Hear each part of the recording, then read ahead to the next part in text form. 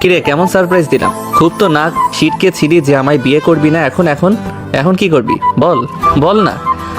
না, অসম্ভব। আমি তোর মতো একটা বাচ্চা ছেলেকে বিয়ে করব না। বিয়ে অলরেডি হয়ে গেছে জান, এখন বাসর হবে।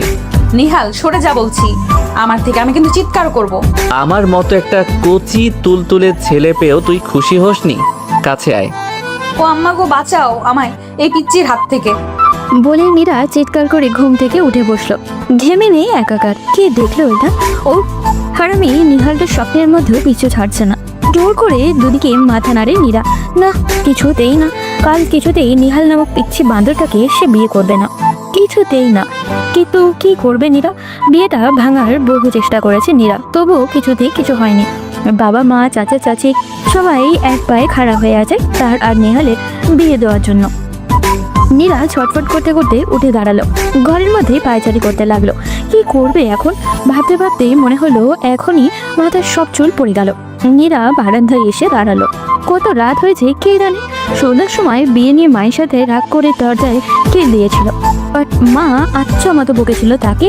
আর মায়ের বকা শুনে ছোট ভাই রাতুল দাঁত কেলিয়ে হাসছিল দেখে প্রচন্ড রাগ হয়। রাতুলকে জোরে সরে একটা চট দিয়ে দৌড়ে এসে রুমের ভিতরে পালিয়েছিল। পুরো বাড়িতে লোকজন গিজগিজ করছিল।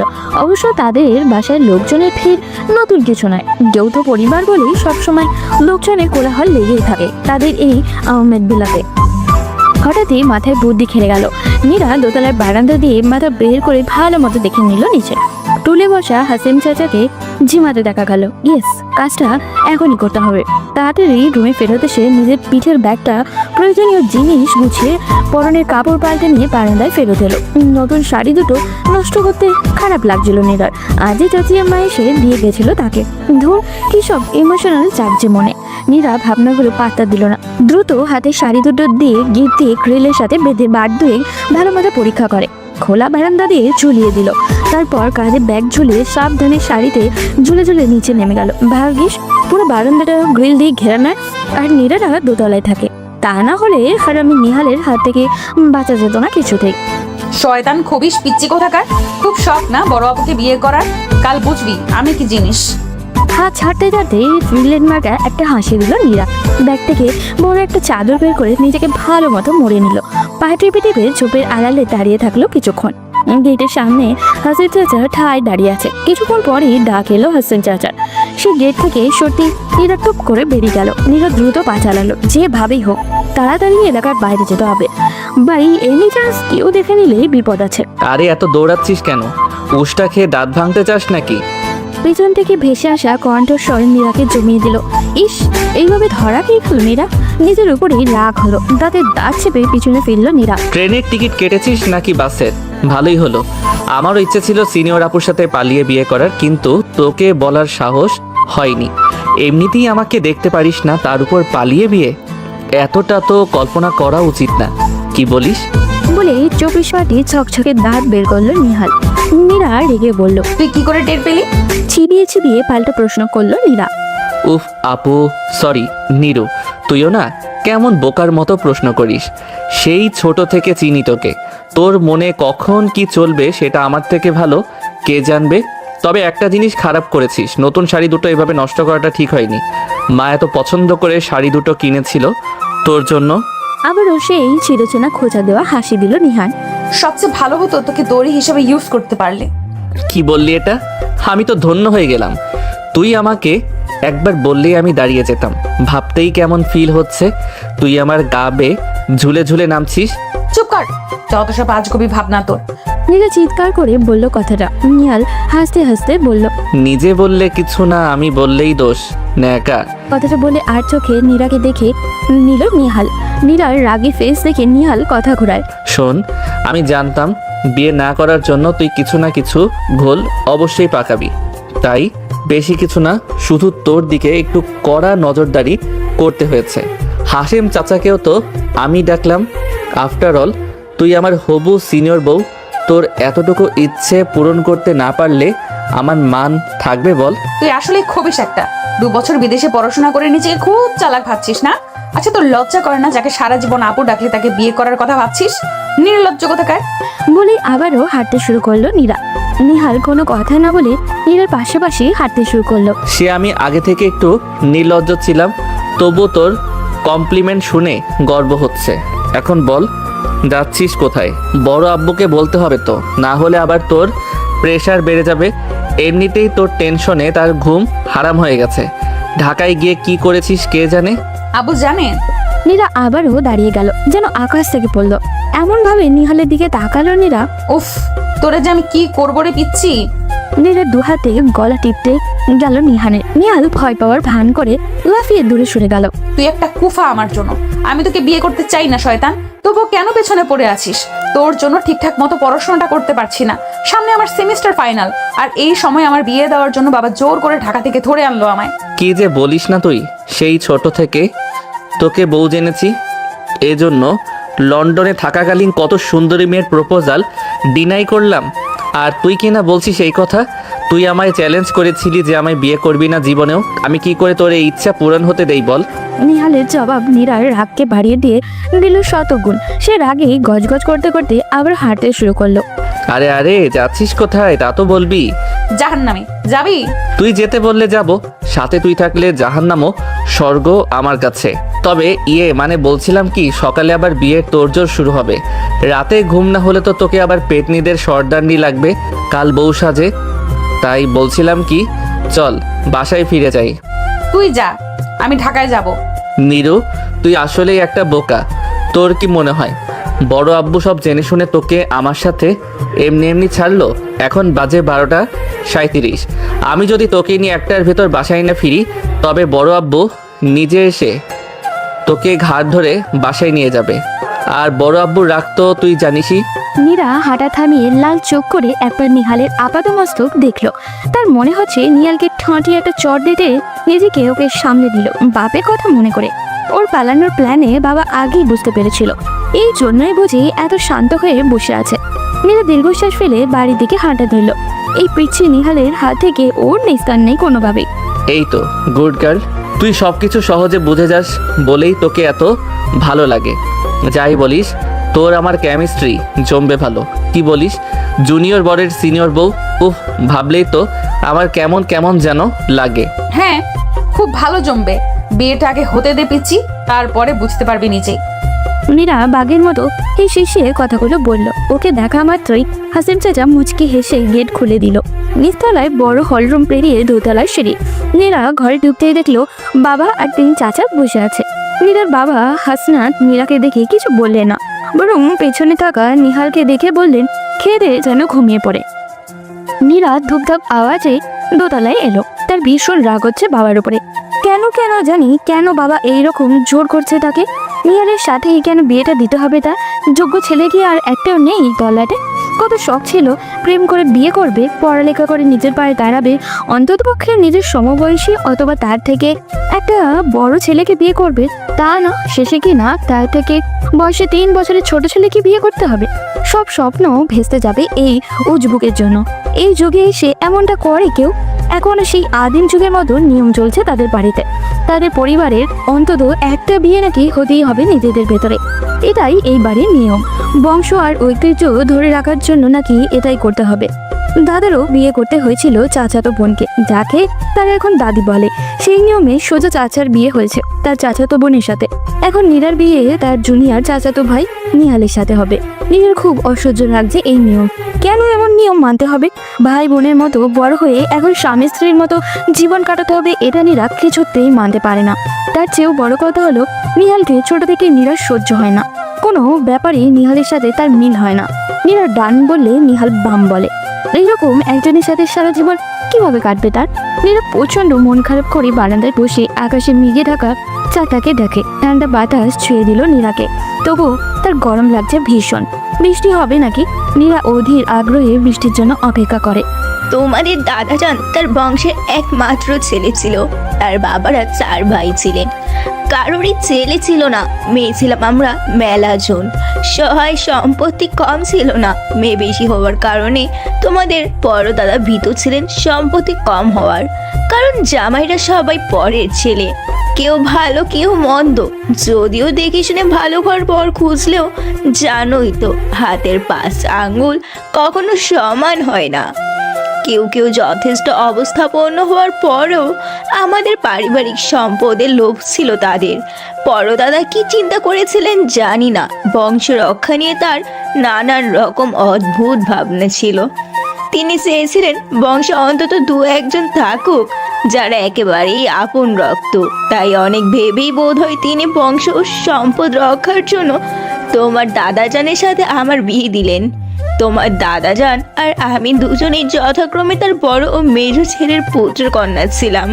আমাদের বাকি বোনদের পারিবারিক সম্পদ থেকে খুব সামান্য অংশ করে বুঝিয়ে দেওয়া হয় আর কড়াকড়ি আইন করে দেন যেন এই সম্পদ নিয়ে কোনো টানা হেঁচড়া না করে।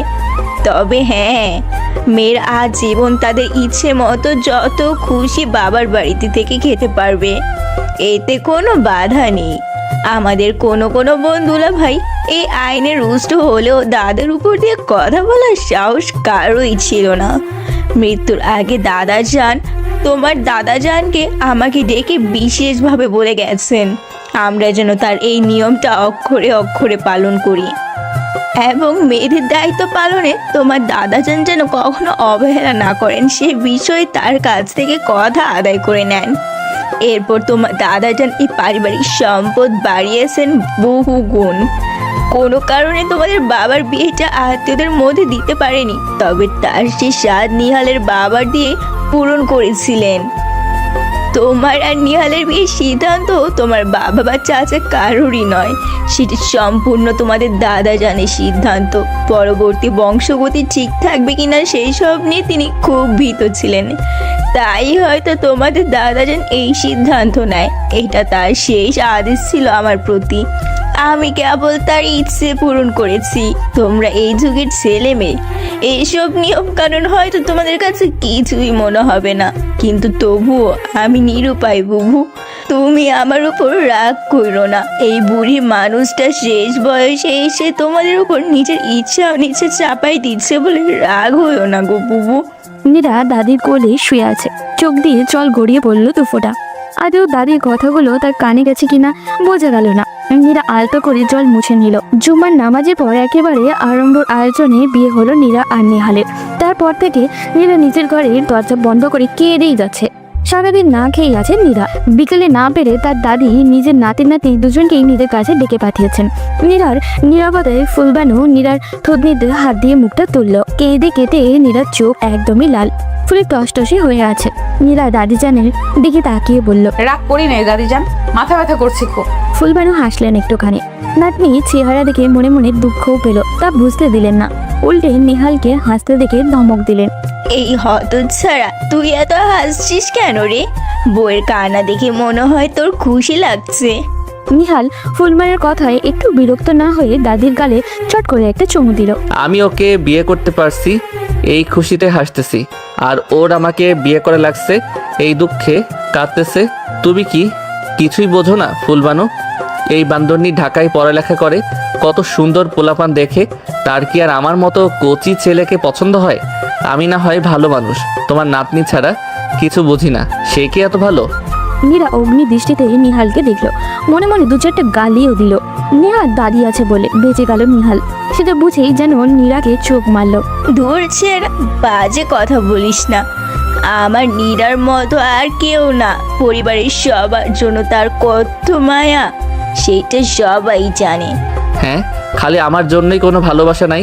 বুবু, যা করছি তাতে এখন আমার উপর তোমার রাগ হইতে পারে, কিন্তু দেখো একদিন আমার জন্য তুমি হাত তুলে দোয়া করবা, বলবা বুড়ির সারা জীবনের একটা উচিত কাজ করেছে।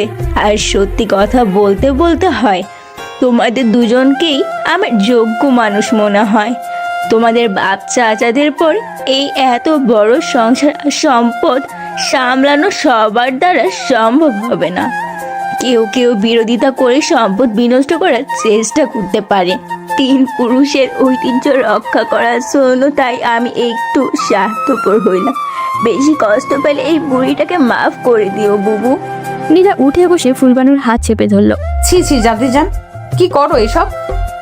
মাফ চেয়ে আমাকে অপরাধী বানিও না, তুমি দোয়া করো আমার জন্য। এই চেহারা এদিকে আয়। ফুলবানু নীরার হাত ধরে রেখে নিহালকে ডাকে। তার হাতে নীরার হাত দিয়ে বলে, আজ থেকে তোরা দুইজন এক মানুষ, সব সময় একজন আরেকজনকে দেখে রাখবি, একজন আরেকজনকে বোঝার চেষ্টা করবি। জীবনের সফর অনেক লম্বা, যত ঝড়ে ঝাপটা আসুক না কেন কেউ কোনো দিন একজন আরেকজনকে ছেড়ে যাওয়ার কথা ভাববি না। আর আমার বুবুরে কোনো দিন কষ্ট দিবি না, বুঝলি? সে না চাইতো আমার কথা মান রেখে তোকে বিয়ে করেছে। তুই আর তার থেকে বয়সে ছোট, তাই স্বামীর অধিকার পেয়ে তার উপর বেশি চাপ দিস না। আমার মান রক্ষার দায়িত্ব তাই তোর, বউর ভালো মন্দ সব তোর দায়িত্বে দিলাম। নিহাল এই প্রথমবারের মতো নীরার হাত ধরার সুযোগ পেয়ে যেন লুফে নিল। নীরার হাতটি আঁকড়ে ধরে আলতো করে চুমু দিল দাদির চোখের আড়ালে। নীরা ছট করে হাত সরিয়ে নিল। অসভ্য একটা সুযোগ পেয়ে সৎ ব্যবহার করে নিল। নীরার রাগ দেখে নিহাল তার স্বভাব মতো বিটকেল মার্কা একটা হাসি দিল। বুবু এইবার যাও, তৈয়ার হও শ্বশুর বাড়ি যাওয়ার জন্য। শ্বশুরবাড়ি আবার কোথায় পেলে গো ফুলবানু? রানী সাহেবা কষ্ট করে দোতলা থেকে 4 তলায় যাবেন। দূরে বিয়ে হলে বুঝতো মজা, কাছে কাছে তাই কিছু টের পায় না তোমার আদরি, বুঝলে বুড়ি? ও টের না পাওয়ার জন্যই তোর সাথে বিয়া দিছে, বুঝছস? ওরে যদি বেশি জ্বালাস না তবে তোর কান ঠিক এইভাবে টেনে ধরে নিব। ফুলবানু নিহালের কান টেনে ধরল। উফ বুড়ি ছাড়ো বলছি, খুব ব্যথা পাচ্ছি। ফুলবানু কান ছাড়তেই নিহাল 2 হাত দূরে গিয়ে দাঁড়ালো। মনে রাখিস, যেমন দাদি তেমন তার নাতনি, একেবারে ডাকাত রানী। নীলার একটু মজা লাগলো না এইসব দেখে। ওর বরং চিন্তা হচ্ছে আজ রাতে নিহাল কি করবে। এই ছেলেকে একটু বিশ্বাস করা যায় না, তবে উল্টো পাল্টা কিছু করলে নীরা নিজেকে শেষ করে দিবে। ঠিক করেছে। 4 তলায় আসার সময় নীরা মুখ কাট করে রাখলো না, একটু হাসলো না কাঁদলো। হতাশ মুখে বাবা মা চাচা চাচি সালাম করলো। চাচাতো ফুপাতো ভাই বোনগুলো দুষ্টুমির মেজাজে থাকলেও নীরার মুখের ভাব দেখে কেউ আর কিছু বলার সাহস পেল না, মজা করতেও না। পরে ওরা মনে মনে গালি দিয়ে নীরার গোষ্ঠী উদ্ধার করলেও মুখে কিছু বলতে পারলো না। পারিবারিক রীতি শেষ হতেই নিহালকে ভাই বোনরা ঘিরে ধরলো। ভাইয়া এ কেমন বিয়ে হলো তোমাদের, কোনো মজা নাই? চাচার ছেলে আয়াজ বলল কথা। ছোট চাচার 2 যমজ মেয়ে মৌমি আর সৌমি তাল মেলালো। হ্যাঁ ভাইয়া, নীরাপুর বিয়েতে কত মজা করবো ভেবেছিলাম, অথচ কিছুই হলো না। বাকি সবাই হই হই করে উঠলো। তারা পার্টি চায়, আলাদা ভাবে কোনো চাইনিজে। নিহাল হাত দেখায়। ঠিক আছে, ঢাকায় যাওয়ার আগে তোদের সবাইকে চাইনিজ খাওয়াবো, চলবে? আর তাছাড়া বিয়ের একটা অনুষ্ঠান তো হবেই পরে, এত অস্থির হচ্ছিস কেন তোরা? যে কবে হবে তা ঠিক আছে কোনো? আপুর যা মেজাজ, দেখে গেল কোনো অনুষ্ঠান করতে দেবে না বড় আব্বুকে। আচ্ছা ঠিক আছে, চাইনিজ খাওয়াবো বললাম তো।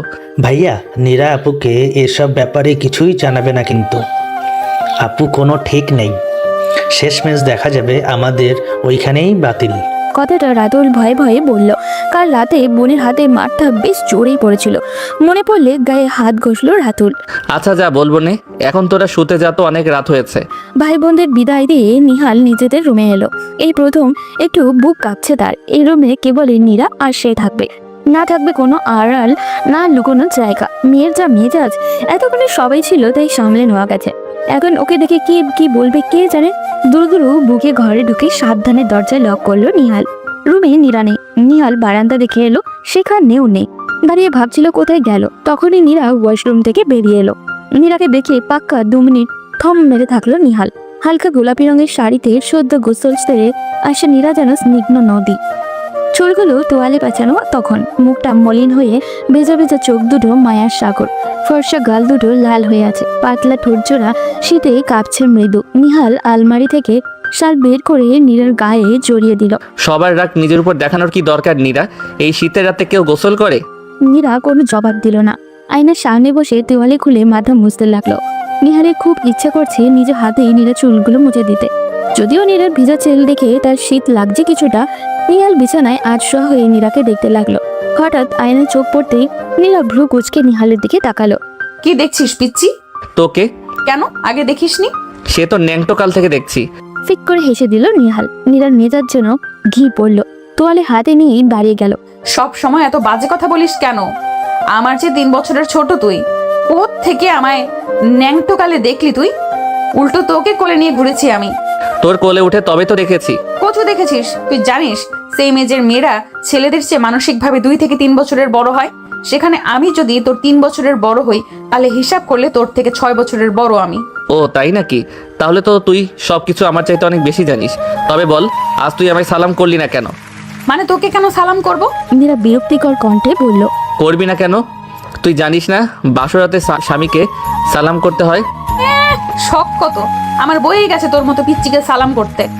বই তো গেছে, আমি তোর স্বামী, তোর গুরুজন, সালাম তো তোকে করতেই হবে। নে এবার সালাম কর। নিহাল উঠে এসে নীরার সামনে দাঁড়ালো। পারবো না তোকে স্বামী বলে মানলে তো।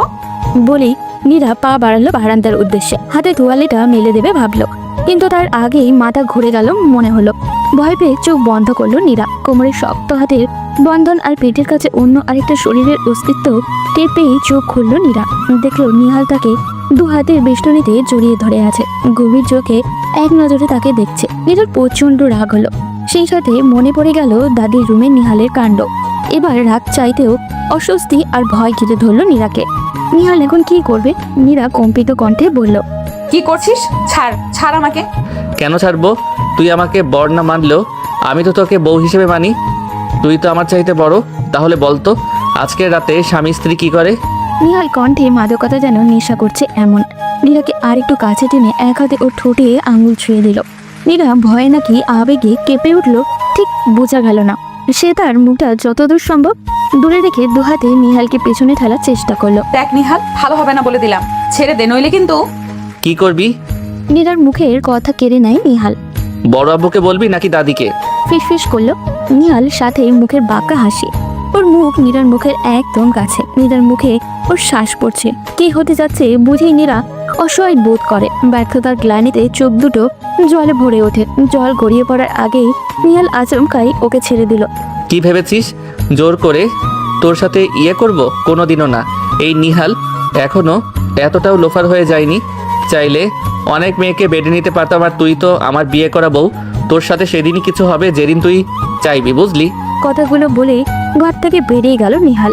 বড় অপমানিত লাগছে। নীরা ছোট থেকেই তাকে চেনে, তবুও ওকে চিনল না, বিশ্বাসও করলো না। ওকে নিয়ে নীরার চোখে ভয়। নিজেকে কেমন হীন মনে হয় নিহালের। ছাদে এসে খোলা আকাশের দিকে তাকিয়ে থাকলো অনেকটা সময়।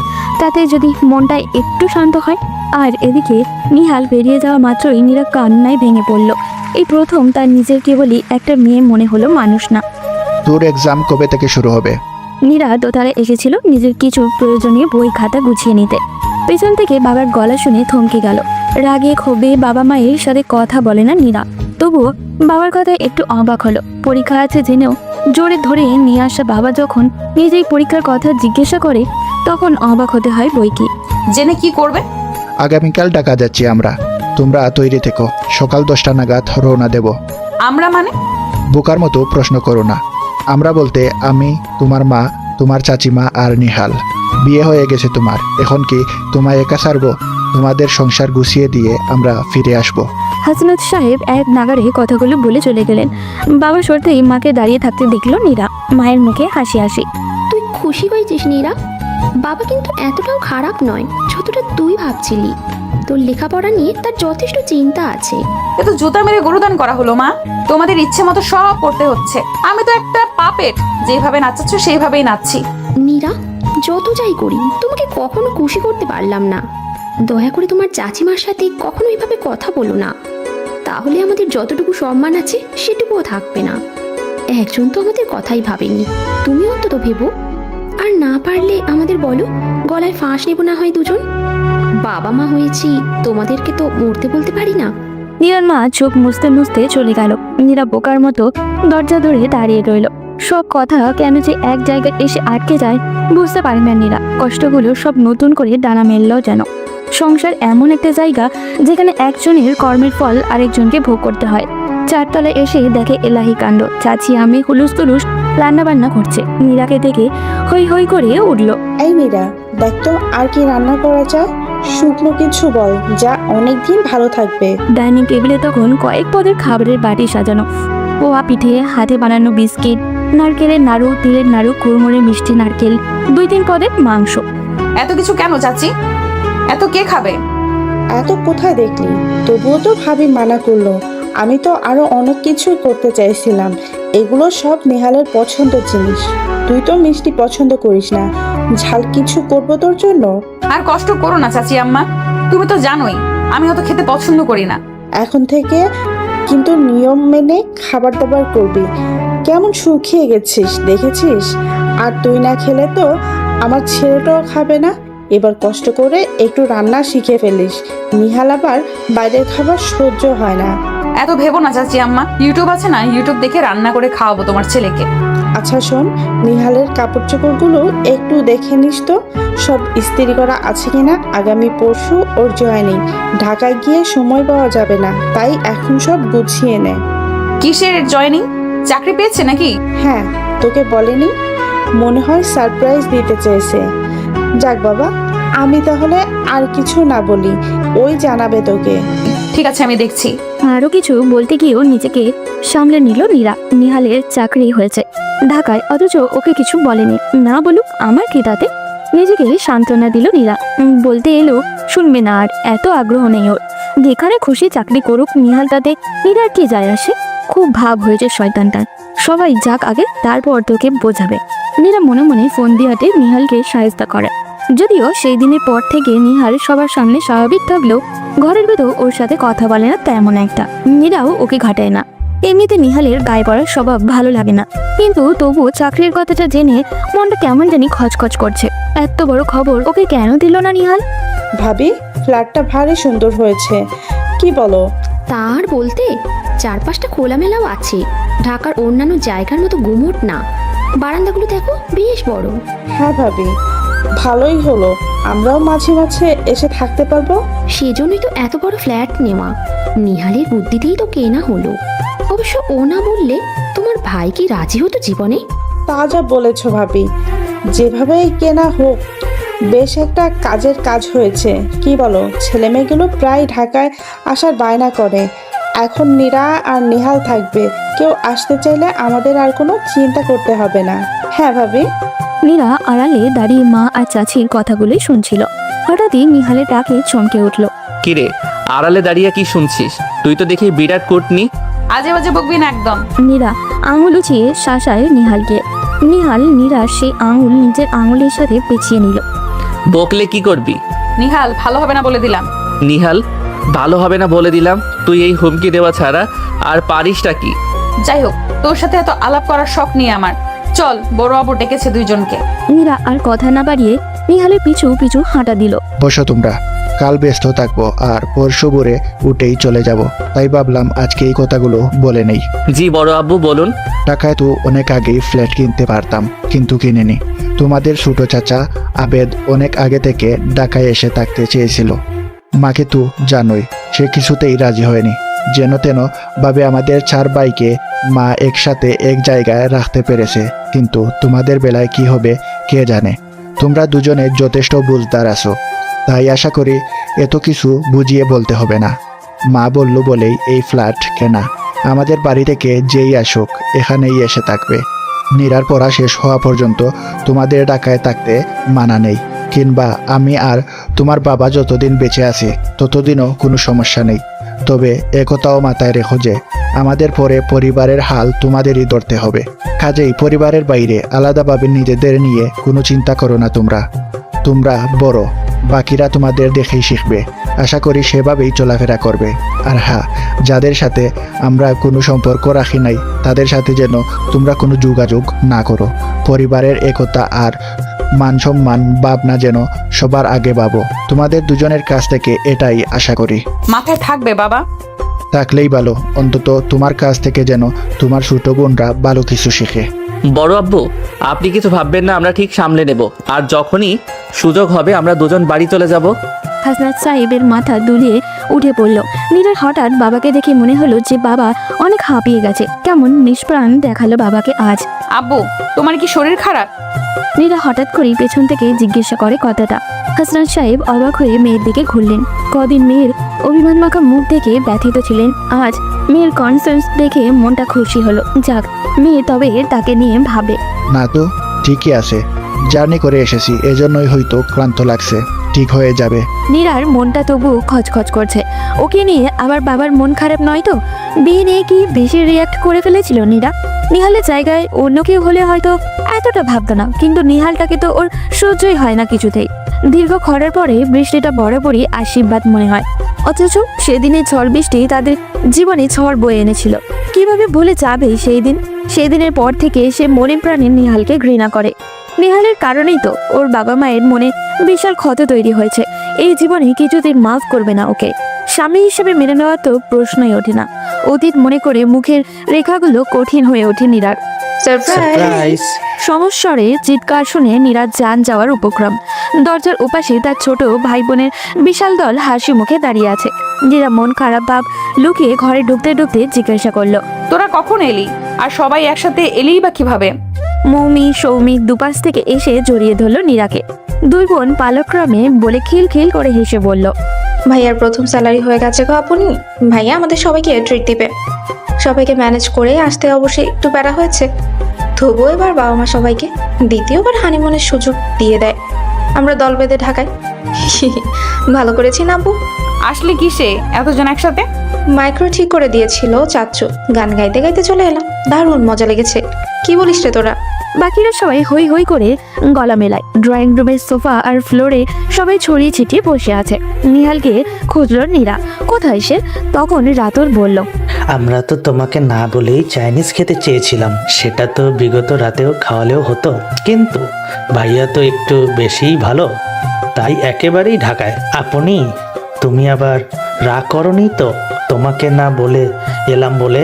নীরা তখন মনে মনে বলল, খুব আমার রিফ্রেশমেন্টের চিন্তা করে, এই জন্যই নিজের কোনো কথা আমার সাথে শেয়ার করে না। ঢং করে, আবার সবাইকে ডেকে খাওয়ানো হবে। নাও তোমার জন্য শরবত। মিতুল নীরার দিকে গ্লাস এগিয়ে দিল। তুই কোথায় ছিলি এতক্ষণ? আমি তো ভেবেছি তুই মনে হয় আসিসনি। আমি আর আয়াজ রান্নাঘরে ছিলাম, সবার জন্য শরবত করলাম। এটা খাও, দেখবে ক্লান্তি কাটবে, এনার্জি পাবে। বাবা, খুব সংসারী হয়ে গেছিস দেখছি।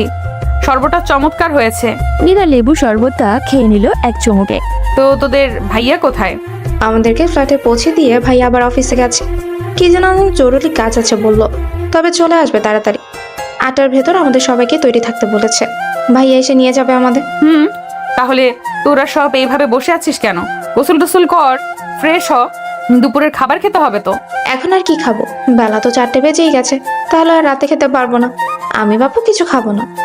রাতুল পেটে হাত বুলিয়ে বলে, আমি খাবো, আমার খিদে লেগেছে, এখন না খেলে গ্যাস হবে পেটে, তখন এমনিতেই রাতে খেতে পারবো না। আপু তুমি বরং ফ্রেশ হয়ে আসো, আমি ভাত দিয়েছি চুলায়, আব্বুরা অনেক কিছু দিয়ে দিয়েছে, আর কিছু রান্না করতে হবে না। তাহলে আর কি, আমরা সবাই খাবো। আধা ঘন্টা টাইম দিলাম, সবাই ফ্রেশ হয়ে টেবিলে আয়। তোরা কারোর কোনো কথা শুনবো না। নীরা উঠে নিজের রুমে গেল। মনটা আজ বড্ড ক্লান্ত, একটু শাওয়ার নেওয়ার খুব জরুরি। এদিকে মনের ভেতরটা খচখচ করছে। ও যখন দেখতে পেয়েছে তখন নিহালের কি চোখ পড়েনি? কি জানি, হয়তো বা নিহাল জানে। নিহালকে নিয়ে কেন যে ভালো কিছু ভাবতে পারে না নীরা, সবসময় মনের ভেতরে সন্দেহ খেলা করে ওকে নিয়ে। শুধু বাবার কারণে নিহালকে সহ্য করতে হচ্ছে, কিন্তু এইভাবে কতদিন সহ্য হবে নীরার নিহালকে? নীরার আনমনা ভাব খুব ভালো করেই বুঝলো নিহাল। সারাটাক্ষণ সবার সাথে থেকেও যেন কারোর সাথেই নেই, কিছু একটা ভাবছে সবসময়।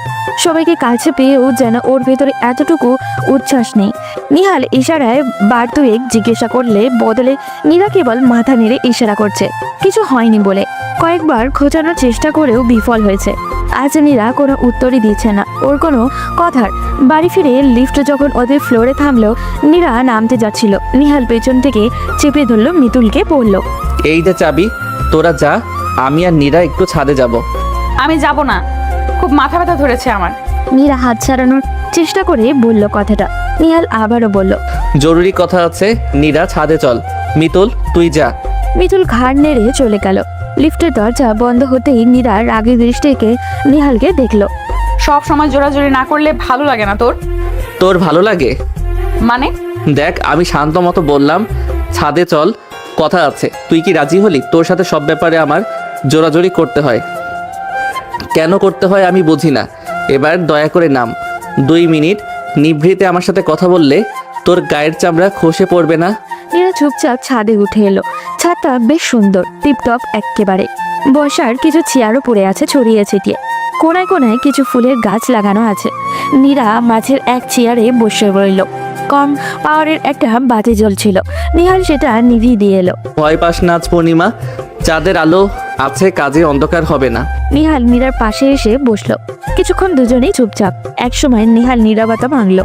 তোর কি হয়েছে নীরা? আজ তোকে খুব অন্যমনস্ক দেখছি। ওরা সবাই এলো, তুই খুশি হোসনি? কিছু হয়নি, এমনিতে পরীক্ষা দিয়ে একটু ক্লান্ত। প্লিজ মিথ্যা কথা বলিস না তো। আমার কাছ থেকে কেন যে লুকানোর চেষ্টা করিস বুঝে পাই না। তোকে বলছি না মানে? তোকে বলতে চাই না তো শুনতে চাইছিস কেন? বারে, আমি তোর বর না, কোনো কারণে তোর মন খারাপ সেই বিষয়ে আমি জানতে চাইবো না। না চাইবি না? আমি তো বলেছি যে তোকে বর হিসাবে মানি না। ওয়েট, আমি না হয় তোকে বর মানি না, কিন্তু তুই কি আমাকে বউ মানিস? নীরার কথায় নিহাল অবাক হয়ে আকাশ থেকে পড়ে।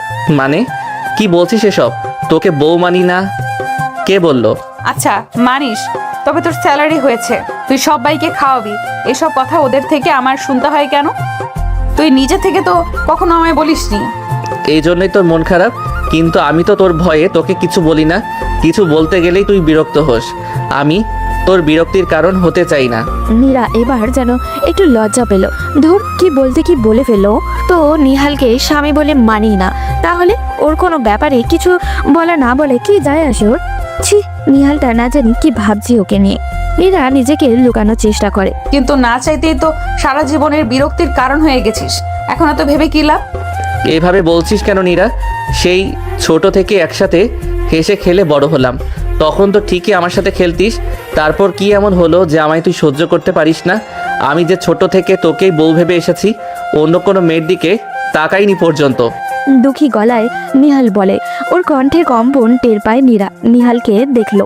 হালকা চাঁদের আলোয় নিহালকে খুব আকর্ষণীয় লাগছিল। উজ্জ্বল ভাষা ভাষা চোখে নিহালের হালকা খাড়া চুলগুলো হাওয়ায় তুলছিল। 2 মিনিটের জন্য নীরা ভুলে গেল নিহালকেও ও একটু পছন্দ করে না। বিহায়ের মতো তাকিয়ে থাকলো সে নিহালের দিকে। বিদেশ থেকে আসার পর এই প্রথম নীরা ভালোভাবে নিহালকে দেখলো। তার মনে হলো নিহাল এই 2 বছরে আরো স্মার্ট আর ড্রেসিং হয়েছে। নিহাল কথা বলতে বলতে বার দুয়েক নীরার দিকে তাকালো। নীরাকে এভাবে ওর দিকে তাকিয়ে থাকতে দেখে একটু অবাক হলো। শুনছিস আমি কি বললাম? শুনবো না কেন? শোন নিহাল, তোর যদি কারোর দিকে তাকাতে ইচ্ছে হয় তাকাবি, দরকার হলে প্রেম করবি, কিন্তু আমার আশা ছেড়ে দে। আর আমার সাথে এত ভালো ভাব ধরারও কোনো দরকার নেই। আমি জানি তুই কি, তোর মনটা কেমন। কাজে যত চেষ্টাই করিস না কেন, আমার চোখে তুই কোনোদিন মহাপুরুষ হতে পারবি না, ওকে? বলে নীরা উঠে দাঁড়ালো। নিহালের দিকে দৃষ্টি নিক্ষেপ করে বলল, আমার মাথা ধরেছে, আমি বাসায় গেলাম। নিহাল নীরার হাত ধরে দাঁড়িয়ে চোখে চোখ রেখে বলল, কিন্তু আমার মন কেমন এটা তো বলে যা। কি করেছি আমি? এত কেন রাগ আমার উপর তোর? আমি কেন বলবো? তুই নিজেই ভাব, পেয়ে যাবি। নীরা ছট করে নিজের হাত ছাড়িয়ে নিয়ে দৌড়ে নিচে নামতে থাকে। চোখ দুটো জলে টইটম্বুর। পিছনে নির্বাক দাঁড়িয়ে আছে নিহাল। ওর কোনো দোষ নীরা এমন করেছে এটাই তো বুঝতে পারছে না। ফোনটা এলো গভীর রাতে। একা একাই ঘুমাতে চায় নীরা, কিন্তু এত বড় বাড়িতে শুধু দুজন থাকলে কেমন গা ছমছম অনুভূতি হয়। আর তাছাড়া বাড়িতে তো জীবনেও একা শোয়ার অভ্যাস ছিল না। হোস্টেলেও একই রুমে 3 জন থাকতো। নীরা চাইলেও এই অভ্যাস রপ্ত করতে পারছে না। বাধ্য হয়ে নিহালের সাথে বেড শেয়ার করতে হয়। যদিও বিছানাটা যথেষ্ট বড়, তবু নীরা জড়সড় হয়ে এক কোণে পড়ে থাকে। ও কি অসহ্য ব্যাপার। নীরা বিরক্ত হয়ে পাশ ফেরে। নিহাল হা করে গভীর ঘুমে তলিয়ে আছে, আর পাশেই ওর ফোনটা বেজে যাচ্ছে অনবরত। নীরা একটু উকিয়ে দিয়ে দেখার চেষ্টা করলো কে ফোন করেছে। বাবা লেখা রেখে বুঝে গেল বড় চাচা ফোন করেছে, কিন্তু এত রাতে চাচা আবার কেন ফোন করলো? বাড়িতে কারো কিছু হলো না তো? নীরা নিহালকে ডাকলো 2 বার। ডাকিস না তো, সারাদিন অনেক খাটুনি করেছি, এখন শান্তি মতো ঘুমাতে দে।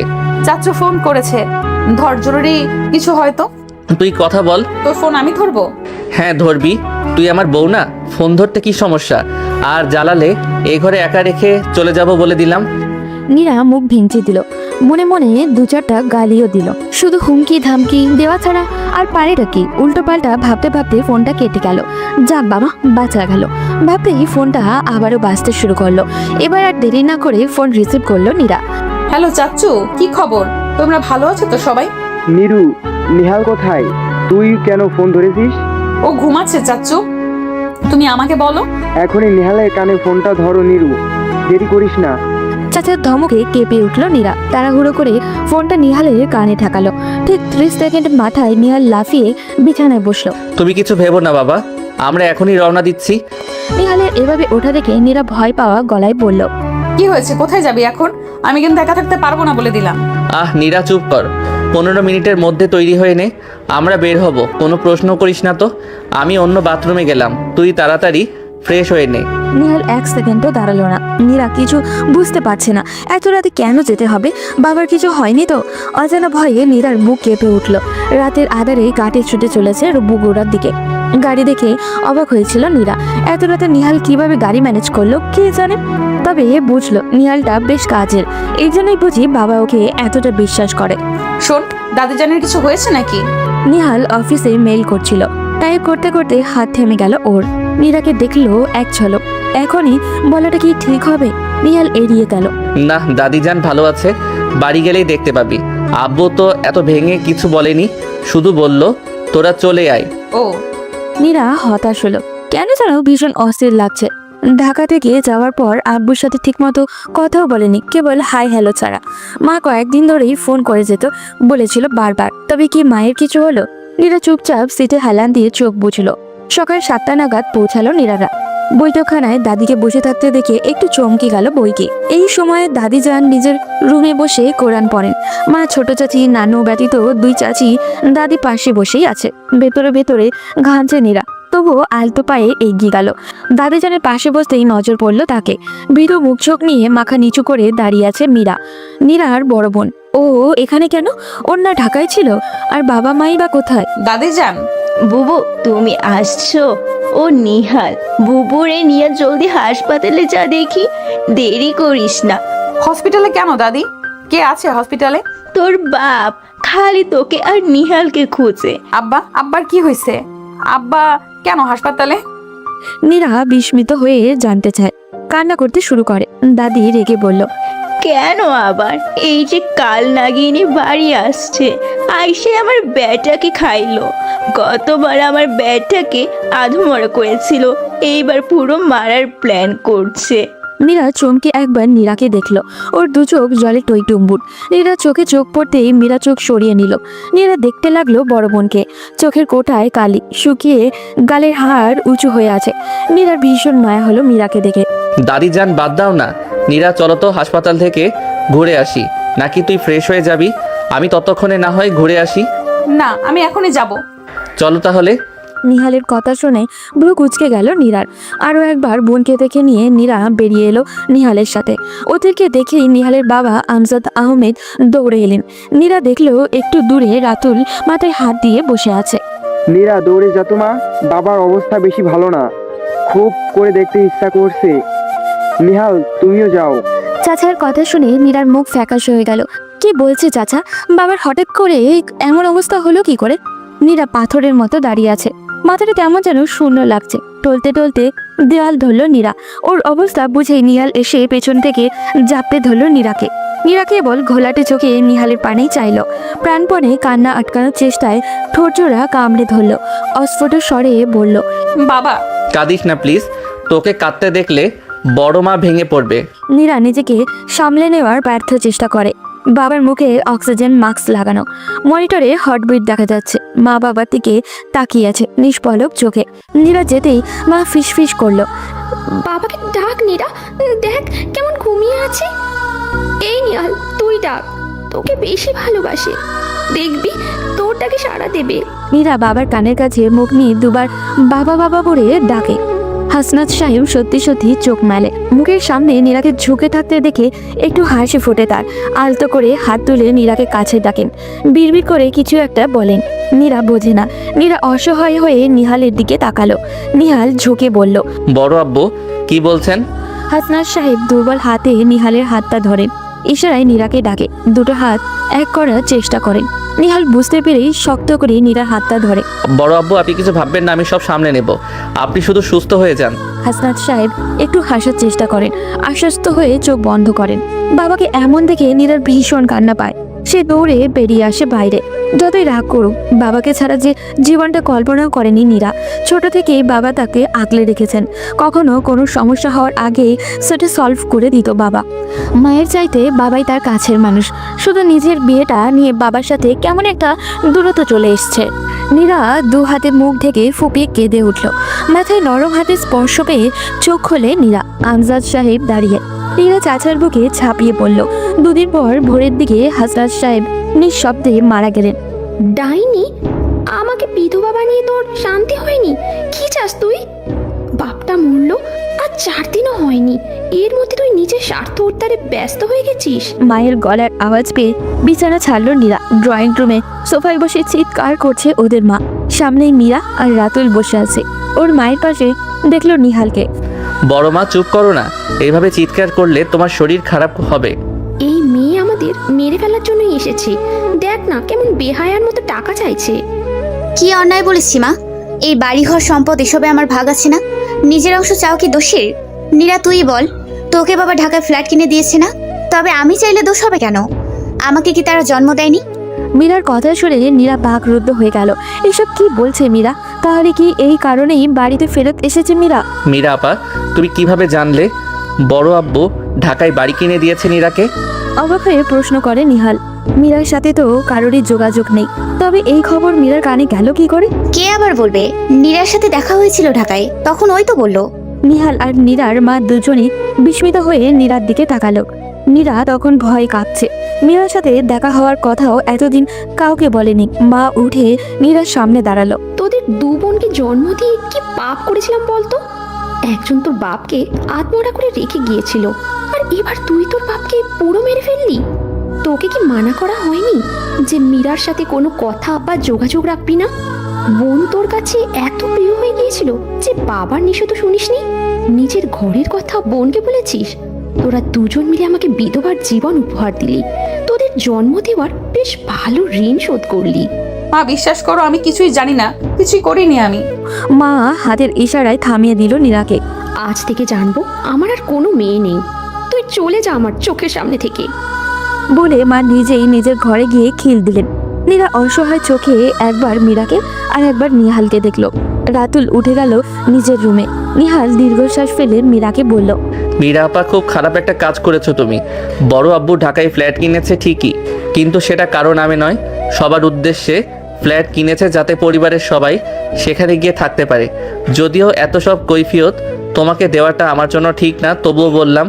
আর তুমি তো জানোই এই বাড়ির সম্পদ মেয়েদের দেওয়ার নিয়ম নেই, আর তোমার জন্য তো এই বাড়ি হারাম। তবু তুমি কোন সাহসে এই বাড়িতে এলে সেটাই বুঝতে পারছি না। প্লিজ আর কোনো ঝামেলা না করে ফিরে যাও। আমি চাই না এই বাড়িতে তুমি আর কোনো ঝামেলা করো। ব্যাপারটা বাবা চাচা অবধি গেলে তোমার জন্য ভালো হবে না। ভয় দেখাবি না নিহাল, আমি কিছুতেই নিজের হক না নিয়ে ফিরবো না। হক? কিসের হক? তুমি কে এই বাড়ির? যেদিন বাড়ি ছেড়েছিলে সেদিন মনে ছিল না এসব কথা? ভালোই ভালোই বলছি, চলে যাও, তা না হলে কিন্তু। নিহাল কথা শেষ করার আগেই নীরা মুখ খোলে। বলছিলাম কি, কিছু না হয় দিয়ে যদি। চুপ করো বেয়াদব মেয়ে, একটা কথা বলবি না তুই। তোর কারণে, শুধু তোর বোকামির কারণে বড় আব্বু আজ আমাদের মাঝে নেই, সেটা কি বুঝতে পারছিস তুই? আর একটা কথাও না, বেশি সম্মান দিয়ে তোকে মাথায় তুলেছি দেখছি। নিহালের হুঙ্কার শুনে কেঁপে উঠল নীরা। জীবনে প্রথমবারের মতো বকা শুনে কেঁদে দিল সে। দৌড়ে নিজের রুমে গিয়ে বিছানায় ঝাঁপিয়ে পড়ল। সামনে হেঁচকি তুলে কেঁদে যাচ্ছে। তার কি দোষ? সে তো কেবল অনেকদিন পর বোনকে দেখে আবেগে তাড়িত হয়ে গল্প করছে। বোনটা যে তার সেই সব গল্প শুনে এইরকম করবে তা কি সে জানতো? সারাদিন খাওয়া দাওয়া হয়নি নীরার, কেউ তাকে খেতেও ডাকেনি। খিদে পেট চো চো করছে। নীরারও অভিমান করে রুম থেকে বের হয়নি। যথেষ্ট হয়েছে রাগ দেখানো, এবার উঠে খেয়ে নে। নীরা ঘাড় ঘুরিয়ে দেখলো নিহাল খাবার এনেছে। নিহালকে দেখেই নীরার অভিমান যেন ফুলে ফেপে উঠল। খাবো না। সত্যি খাবি না? আমি কিন্তু সব খাবার নিয়ে যাব। যা না, একদম ভয় দেখাবি না। বেশ, তোরা বন্ধুটা আসলে খুব স্বার্থপর। আমরা স্বার্থপর আর তুই খুব ভালো। আমরা মেয়ে বলে আমাদের দোষ সহজেই চোখে পড়ে, তুই ছেলে বলে সব দোষ মাফ। আমি আবার কি করলাম? তোর কারণে মীরা আপু পালিয়ে গিয়েছিল, তা কি আর সবাই জানে? বাবার কাছে তো তুই ঠিকই ভালো মানুষ সেজেছিলি, উল্টো সব দোষ হলো মীরা আপার। নীরা, কি সব বলছিস? মাথা ঠিক আছে তোর? ঠিকই বলেছি। তুই বাবার কাছে মীরা আপার নামে মিথ্যা নালিশ দিসনি, বল। ব্যাস, যথেষ্ট হয়েছে। না জেনে এসব বলতে একটু গলা কাঁপছে না তোর? তোর বোন সম্পর্কে কতটুকু জানতিস তুই যে আমায় মিথ্যা অপবাদ দিচ্ছিস? আর আমি যদি মিথ্যাই বলতাম তবে বড় আব্বু আমায় কবেই ত্যায্য করতেন, এটুকুই বুঝিসনি? ছি, এত বড় মিথ্যে আমার নামে বললি তুই? নিহালের কথায় একটু দমে যায় নীরা, মিনমিন করে বলে, তুই না বললে তো বাবা জানতোই না। মীরা আপাকে না মারলে কি সে বাড়ি থেকে পালাতো? এই জন্যই বলে অল্প বিদ্যা ভয়ঙ্করী। তোর মীরা আপা এলাকার বখাটে রুহুলের সাথে প্রেম করত, পালিয়ে বিয়ে করে রুহুলকে নিয়ে এই বাড়িতে আসার প্ল্যান করছিল। আর সব জেনে আমি চুপচাপ থাকতাম, এটাই বলতে চাইছিস তুই? আমি চেয়েছিলাম মীরা আপাকে ওই বখাটের হাত থেকে বাঁচাতে, তাই বড় আব্বুকে কথাগুলো জানিয়েছিলাম। এটা কি আমার অন্যায় হয়েছে? যদিও মীরা আপা কোনো বাধাই মানেনি, বংশের মুখে চুনকালি মেখে ওই রুহুলকে বিয়ে করেছে। আর তুই কি করেছিস? সেই বোনকে বিশ্বাস করে মনের ঝাঁপি খুলে দিয়েছিস। মীরা আপার সাথে যে তোর দেখা হয়েছে তা তো আমাকে একবারও বলিসনি। বললে হয়তো তোকে সব বলতে পারতাম। বড় আব্বু হয়তো আমাদের মাঝে থাকতেন। কি করেছিস তুই? নিহাল একদমে কথা বলে যায়। এরা ভীষণ খারাপ লাগছে। ও তো ভেবেছিল নিহালই শয়তানি করেছে, যে কারণে মীরা পালিয়ে গিয়েছিল। মীরা আপা বড় আব্বুকে কতটা হার্ট করে কথা বলেছে কে জানে। তুই তো জানিস বড় আব্বু কোনো অন্যায় কথা মেনে নিতে পারে না। এমনিতেই মীরা আপার কারণে হীনমন্যতায় ভুক্ত বড় আব্বু। বড় ভাই হওয়া সত্ত্বেও পরিবার সমাজের কাছে মাথা নিচু করে থাকতে হতো। তার উপর সেই মেয়ে যখন তার সামনে দাঁড়িয়ে আঙুল উঁচিয়ে তাকে অন্যায়কারী বলেছে, সেটা তার মনে কতটা আঘাত হেনেছে ভাবতে পারিস? কিভাবে ভাববি? তুই তো পারিস শুধু রাগ দেখাতে। বড় আব্বু তোকে জোর করে আমার সাথে বিয়ে দিল, সেজন্য তো রাগ ছিল তার উপর। অথচ একটাবার ভেবে দেখলি না সে কেন এই কাজটা করলো? আমি আমি আমি তো আগে বুঝিনি। তুই না মেয়েরা নাকি বাবাকে খুব বোঝে, অথচ তুই আজ বুঝলাম। বিয়ের এতগুলো দিন বাদেও তুই কেন আমার সাথে এমন ব্যবহার করিস। আমি পাগল, তোকে সবসময় আগলে রাখতে চেয়েছি, অথচ তোর তো আমার আগলে রাখার কোনো প্রয়োজনই নেই। যে মেয়ে নিজের বাবার ভালোবাসা বোঝেনি সে আমায় কি বুঝবে? আমি সত্যি এত কিছু জানতাম না। তুই তো অন্তত বিশ্বাস করাম হয়। বিশ্বাস তোকে? কত কথা লুকিয়েছিস আমার কাছে। সেদিন কত করে জিজ্ঞেস করলাম তোর কি হয়েছে, বলেছিস কিছু? আজ থেকে নিজের মতো থাকবি। বড় আব্বু তো নেই, আমিও তোকে স্বাধীনতা দিলাম, যা খুশি কর, কেউ কিছু বলবে না। আর নীরা দিশেহার হয়ে বসে পড়ল। এ কি করেছে সে? নিজের অজান্তেই এত বড় ক্ষতি করে ফেললো। নিজের বাবা নেই, মাও ভুল বুঝে দূরে সরে গেল, আর নিহালকে যে নিজের ভুলেই হারিয়ে ফেলেছে। এখন কি করলো নীরা? নীরার নতুন সেমিস্টার ক্লাস শুরু হয়েছে। এটাই লাস্ট সেমিস্টার, তাই নীরা ক্লাস ফাঁকি দিতে চায় না। এবার ঢাকায় আসার পর নীরার জীবনের রুটিন বেশ খানিকটা চেঞ্জ হয়েছে। আগে কর্তব্যের খাতিরে নিহালের কাজগুলো করতো, কিন্তু আজকাল যত্নের সাথে করে। শুধু কি যত্ন, সাথে একটু ভালোবাসা কি নেই? নীরা বেশ ভাবে বিষয়টা নিয়ে। ভাবনার কারণ হলো নিহালের নীরবতা। নীরা যত যাই করুক, নিহাল কোনো কিছুতেই আগের মতো উচ্ছ্বসিত প্রশংসা বা সাড়া দেয় না। সকালে উঠে নিজের মতো খাওয়া দাওয়া করে অফিসে চলে যায়। সন্ধ্যায় কখনো কখনো বাড়ি ফিরলে চুপচাপ টেবিলে রাখা খাবার খেয়ে নেয়, কখনো কখনো খায় না, বলে খেয়ে এসেছে। নীরাও আর কথা বাড়ায় না। অবিশ্বাস্য হলেও সত্যি যে এই গুরুগম্ভীর নিহালকে নীরার কেমন জানি ভয় লাগে। কিন্তু সেই সাথে এত বড় বাড়িতে শুধু দুজন থাকে, তার উপরে কথাবার্তা নেই। সবকিছু মিলে নীরার দম বন্ধ লাগে। গত 1 মাসে নীরা হাঁপিয়ে গেছে। আর ইউনিভার্সিটি থেকে একটু তাড়াতাড়ি ফিরেছে। একটা ক্লাস হয়নি, তাই খুব ক্লান্ত লাগছিল, তাই কিছু না খেয়ে ঘুমিয়ে গেল। তার সেই ঘুম ভাঙলো সন্ধ্যা 7টা নাগাদ। চোখ ডলতে ডলতে উঠে এসে দেখলো ডাইনিংয়ে বসে কফি খাচ্ছে নিহাল। ওকে দেখে একবার তাকালো। তুমি কখন এলে? আচমকাই নীরার মুখে তমি শুনে চমকে উঠল নিহাল। নিজের অবাক ভাব লুকিয়ে কুঞ্চিত ভ্রু নিয়ে নীরাকে দেখলো আপাদমস্তক। নিহালের সেই দৃষ্টি দেখে নীরা মিলিয়ে গেল। সে কি কিছু ভুল বলেছে? স্বামীকে তো মানুষ তুমি করেই বলে নাকি? বান্ধবী মল্লিকা তো সে কথাই বলল। তোর কি শরীর খারাপ? নিহালের গমগমে কণ্ঠ শুনে বুক কেঁপে উঠল নীরার। না না তো, কেন? হঠাৎ করে তুমি করে বলছিস যে জ্বরটর হয়েছে নাকি? না, শরীর ঠিকই আছে। কি রান্না করবো রাতে? নীরা এবার ইচ্ছে করেই সম্বোধন এড়িয়ে গেল। যা খুশি, আমার কোনো স্পেশাল রিকোয়ারমেন্ট নেই। আচ্ছা, তাহলে খিচুড়ি করি। নীরা উচ্ছ্বসিত হয়ে বকবক করে, আর নিহাল গোমরা মুখ করে রুমে চলে গেল। নীরার কথার জবাবে কেবল ছোট্ট করে বলল, তোর যেমন ইচ্ছে। এইটুকু রান্না করতেই নীরা 9:30 বেজে গেল। তারপর চট করে ফ্রেশ হয়ে এসে টেবিলে বসে খাবার বেড়ে নিহালকে ডাকলো। খিচুড়ির পাতে 2 চামচ ঘি ছড়িয়ে দিল। মনে মনে খুব করে আশা করে যাচ্ছে নিহাল খেয়ে ওর রান্নার প্রশংসা করবে। নীরা খাচ্ছে আর কিছুক্ষণ পর পর আর চোখে নিহালকে দেখছে। নিহাল নিঃশব্দে খেয়ে যাচ্ছে। নীরা না পারতে জানতে চায়। নিহালের গরুর মাংস পছন্দ বলে আজ সারপ্রাইজ হিসেবে গরুর মাংস রান্না করেছে জীবনে প্রথমবার। তাও নিহাল চুপ। খিচুড়ি খেতে ভালো লাগছে? হুম আর গরুর মাংস কেমন হয়েছে? হুম। নীরা এবার রেগে গেল। কি হুম হুম করছিস কখন থেকে?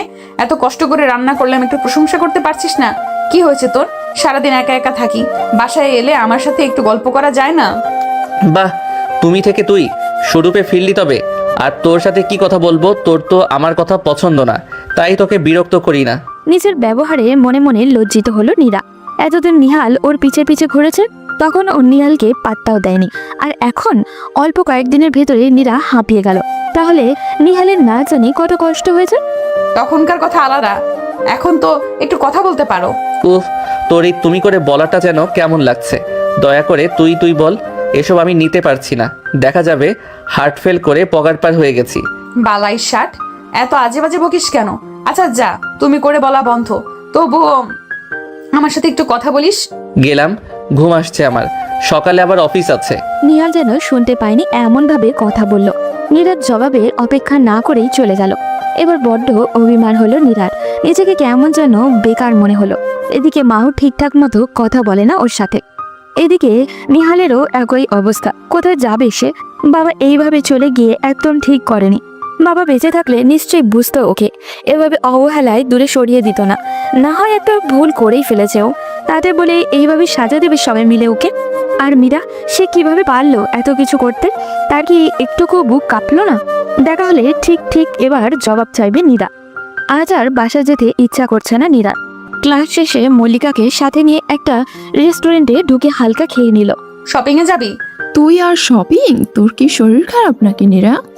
মল্লিকা অবাক হয়, যে মেয়েকে ঠেলে ঠেলে শপিং এ নেওয়া যায় না, সে আজ নিজ থেকে শপিং এ যেতে চায়। না রে, শরীর ঠিকই আছে। আসলে বাসায় যেতে ইচ্ছে করছে না, এত তাড়াতাড়ি গিয়েই বা কি করব? ওহো, তাহলে এই ব্যাপার। ভাইয়ের সাথে সব ঠিকঠাক হলো তোর? কোথায় আর হলো? আগে আমার সাথে সারাক্ষণ লেগে থাকতো, আর এখন আমার দিকে ফিরে তাকানোর সময় হয় না। আমার কি মনে হয় জানিস, ভাইয়া ইচ্ছে করে এমন করেছে। তুই হয়তো একটু বেশিই কষ্ট দিয়ে ফেলেছিস ভাইয়াকে। তা তো দিয়েছি। মনে মনে বলল নীরা। মল্লিকা কিছু বলতে যাবে তার আগেই ওর ফোন বাজলো। কথা বলেই তড়িঘড়ি করে উঠল। নীরা, খুব জরুরি কাজ পড়ে গেছে রে বাসায়, আমি গেলাম রে। কি হয়েছে? মা মনে হয় অসুস্থ হয়ে গেছে। আচ্ছা ঠিক আছে, যা তাড়াতাড়ি। মল্লিকা যাওয়ার পর অনেকক্ষণ একা একাই বসে রইল নীরা। কফি খেলো চুপচাপ, তারপর বিল পে করে অলসে ভঙ্গিতে হেঁটে শপিং মলে ঢুকলো। আনমনে এটা ওটা দেখে সময় নষ্ট করছে। হঠাৎই পিছন থেকে ডাক এলো। নীরা। নীরা আশেপাশে তাকিয়ে খুঁজলো কে ডাকছে। কাউকে খুঁজে না পেয়ে এক্সেলেটরে উঠতেই আবারও ডাকলো। এই যে এখানে আমি। এবার পাশ ফিরতেই মীরাকে দেখতে পেল, সাথে ছোট্ট একটা পিচ্ছি ছেলে, মুখে একেবারে মীরার আদল। পিচ্ছিটাকে দেখলেই আদর করতে মন চায় নীরার। মীরা নীরার হাত ধরে টেনে নিয়ে এলো এক কোণে। কিরে একা একা ঘুরছিস যে? এমনিতেই। তুমি এখানে কি করছো? দায়সারা ভাবে জিজ্ঞাসা করে নীরা। ওর মোটেও মীরার সাথে কথা বলতে ইচ্ছা করছে না। কিরে রাগ করেছিস আমার ওপর? না, রাগ করবো কেন? এখন ভালো আছো তো? তোমার তো আবার নিজেকে ছাড়া অন্য কাউকে নিয়ে ভাবতে ভালো লাগে না? শোন, আমি ইচ্ছে করে কিছু করি নাই রে। বাড়িতে যেতে বাধ্য হয়েছিলাম। মাঝে মাঝে নিজেকে শেষ করে দিতে ইচ্ছে করে জানিস। অল্প বয়সে ভুল করেছিলাম, তার মাসুল দিচ্ছি এখনো। আমি নিজেকে কখনো ক্ষমা করতে পারবো না। আমার জন্য বাবা মারা গেল। বিশ্বাস কর, আমি কখনো এরকমটা চাইনি। তাই কি চেয়েছো তাহলে? সত্যি বলছি রে, আমি বাধ্য ছিলাম। রুহুল বাচ্চাটাকে আটকে রেখে আমাকে বাবার কাছে পাঠিয়েছিল। বলেছিল টাকা না নিয়ে আসলে বাচ্চাটাকে কিছু একটা করে ফেলবে। আমি কি করব বল? বাধ্য হয়ে আমাকে বাড়ি যেতে হয়েছিল। যে বাসা থেকে নিজ ইচ্ছে বেরিয়ে এসেছিলাম, সেখানে আবার ফেরত যাওয়া কতটা লজ্জার। তোকে কিভাবে বোঝাই বলতো? নীরা কিছু বলবে না, আসলে কি বলবে বুঝতেও পারছে না। শোন, আমি রুহুলকে ছেড়ে দিয়েছি। এখন একাই আছে আমার এই পুতুলটাকে নিয়ে। নিহালি সব ব্যবস্থা করে দিয়েছে, একটা চাকরিও ম্যানেজ করে দিয়েছে। ভালোই আছি এখন। শোন নীরা, তুই খুব লাকি যে নিহালের মতো লাইফ পার্টনার পেয়েছিস। ও তোকে অনেক সুখে রাখবে দেখিস। নীরার কানে যেন আর কিছুই ঢুকলো না। তার কানে মীরার বলা কথাগুলোই বেজে যাচ্ছে অনবরত। মাথায় কেবল একটাই নাম ঘুরছে, নিহাল। আচ্ছা, নিহাল কি কখনো তাকে ভালোবেসেছিল? ওদিকে বাসায় ফিরে পুরো বাড়ি খুঁজেও যখন নীরাকে পেল না, তখন নিহালের বড্ড ভয় হলো। নীরার আবার কিছু হলো না তো? আজ সারাদিন একবারও কথা হয়নি নীরার সাথে। ভেবেছিল অফিস থেকে তাড়াতাড়ি ফিরবে, কিন্তু শেষ মুহূর্তে এসে জরুরি কাজে আটকে গেল আর বাড়ি ফেরার কথা মাথা থেকে পুরো আউট হয়ে গেল। নিহাল বার কয়েক নীরাকে ডাকলো, কিন্তু কোনো সাড়া পেল না। নিহাল এবার ঘামতে লাগলো। কি করবে না করবে মাথা কাজ করছে না একদমই। ফোনটা হাতে নিয়ে ভাবছিল কাকে ফোন দেবে। পুরো মুহূর্তেই মনে হলো, আরে নীরাকেই তো ফোন করা হয়নি, নীরাকেই তো একবার ফোন দিয়ে দেখা যাক। ফোন বাজছে বেডরুমে। নিহাল দৌড়ে গেল, দেখলো বিছানায় ফোনটা অলস হয়ে পড়ে আছে। নিহাল মাথা চুলকে একবার ভাবলো, ফোন আছে তার মানে ফোনের মালিকও বাড়িতেই থাকার কথা, তবে সে আছে কোথায়? কি মনে হতে নিহাল একবার বারান্দায় উকি দিল।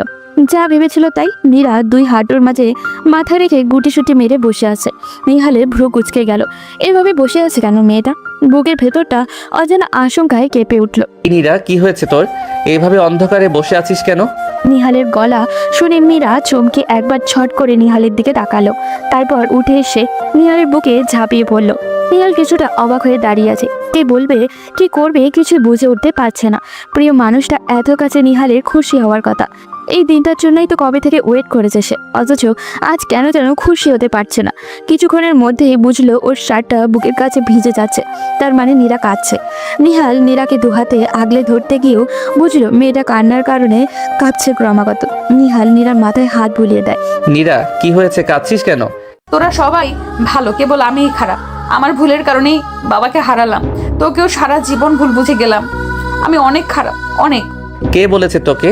আমি বলেছি কিছু? আমি জানি, তোর বলতে হবে কেন? মা তো নিজের মুখেই বললো সেদিন, শুনিসনি?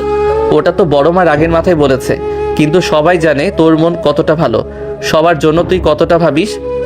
আমি সত্যিই খারাপ, তোর সাথে এতদিন খারাপ আচরণ করেছে, অথচ তুই কিছুই বলিসনি আমাকে। আলতো করে নীরার মুখটা তুললো নিহাল, চোখের পানি মুছে দিতে দিতে বলল, পাগলি, কেঁদে কেটে আমার শার্ট ভিজিয়ে দিয়েছিস, আর কত কাঁদবি? আর খামোখাই কাঁদছিসই বা কেন? কি হয়েছে? কেউ কিছু বলেছে তোকে? কারোর কিছু বলতে হবে কেন? আমি কি এতটাই অবুঝ যে নিজে নিজে কিছু বুঝবো না? তুই তো নিজেকে সাধু সন্ন্যাসীর কাতারে ফেলে দিচ্ছিস, আর আমি ভিলেন হচ্ছি দিন দিন। চুপি চুপি কোথায় কি করে বেড়াস সেসব আমাকে জানানোর প্রয়োজনও বোধ করিস না। তা আমাকে জানাবি বা কেন? আমি কে তোর বউ? তো মানিস না আমাকে। ঝাঁজের সাথে কথাগুলো বলে নীরা। নীরার কথা শুনে নিহালের চক্ষু কোটর থেকে বের হওয়ার উপক্রম। বলে কি মেয়ে, একটু আগের কান্না করার নারী থেকে এখন একেবারে রাগিনী রূপ। আমি তোকে বউ মানি না নাকি তুই আমাকে বর মানিস না? তুই তো এই সম্পর্ককেই স্বীকার করতে চাস না, তবে আমি কেন আগ বাড়িয়ে তোর সাথে কথা বলতে যাব? বল, মানিস আমাকে? আমি মানি বা না মানি, তুই তো মানিস, তবে আমাকে কিছু জানাস না কেন? কি বলিনি তোকে? এই যে মীরা আপাকে তুই সাহায্য করেছিস, সে বড় বিপদে পড়ে আমাদের ওখানে গিয়েছিল। এসব তো বলার ব্যাপার নয় যে বলবো, তাছাড়া বড় আব্বু নেই, এসব বলে খামোখাই বাড়িতে সকলকে টেনশন দেওয়ার দরকারটা কি? আমি অন্য কাউকে বলার কথা বলছি না, আমাকে বলার কথা বলছি। তোর নিজের জানার ইচ্ছা থাকলে তুই নিজেই জানতে পারতি। সেই কবে মীরা আপা পালিয়ে গিয়েছিল, সেটাতে তুই আমাকে দোষী ভেবে বসে আছিস। আমি কেন তোকে কিছু বলতে যাব? পরে ভাববি আমি তোর কাছে ভালো সাজার জন্য এসব করছি। নিহাল অভিমান ভরা কণ্ঠে বলে কথাটা, এরপর আবারও খানিকটা থমে গেল। অথচ আমি চেয়েছিলাম মীরা আপা যেন ওই ছ্যাঁচড়ার সাথে না পালায়, তাই বড় আব্বুকে এসে বলেছিলাম। বড় আব্বুর রাগ বেশি, সে কিছু না ভেবেই মীরা আপাকে পিটুনি দিল, আর মীরা আপার জেদ আরও গেড়ে বসলো। সে পরদিন ভোরেই সুযোগ বুঝে পালালো। এতে আমার কি দোষ সেটা বল? নীরা ভারী লজ্জা পেল নিহালের কথা শুনে। সে নিহালের বুকের ভিতর আরেকটি লেপ্টে গেল। বাবার মীরা আপাকে এভাবে মারতে দেখে তোকে দোষী মনে হয়েছিল। তুই তো জানিস না, মীরা আপার যাওয়ার পর মা রাতে ঘুমাতো না, মাঝে মাঝে মাকে দেখতাম লুকিয়ে লুকিয়ে কাঁদতে, আর বাবা কেমন চুপচাপ হয়ে গেছিল। দেখেছিস তো, সেই রাগে মানুষটাকে আর খুঁজে পাইনি কখনো। দেখেছি বলেই তোর সাথে বিয়েতে আমি আপত্তি করিনি, কারণ তার ভয় ছিল তুইও মীরা আপার মতো কোনো ভুল না করে ফেলিস, যাতে আমাদের পড়াশোনা এক সমান হয়। যেহেতু আমার সাথে তোর ম্যাচ হয়, তাই পরিবারের বড়রা নিজেদের ভেতর আগে থেকে কথাবার্তা বলে রেখেছিল। এসব কি তুই জানতিস না? জানতাম, কিন্তু মানতে চাইতাম না। আর মীরা আপার ঘটনার পর তো আরও না, আমাদের জীবনের অশান্তির জন্য তোকেই দায়ী মনে হতো। আর এখন কি মানতে পেরেছিস? নেহাত আমি বড় আব্বুকে খুব ভালোবাসি, তাই তোর সব বাজে ব্যবহার সয়ে গেছি। ও হ্যাঁ, আরও একটা কারণ আছে।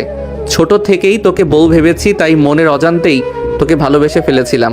তবে তোর দিক থেকে সাড়া না পেয়ে নিজেকে গুটিয়ে নিয়েছি। দাদিজান না থাকলে হয়তো সম্পর্কটাই ঝুলিয়ে রাখতাম না।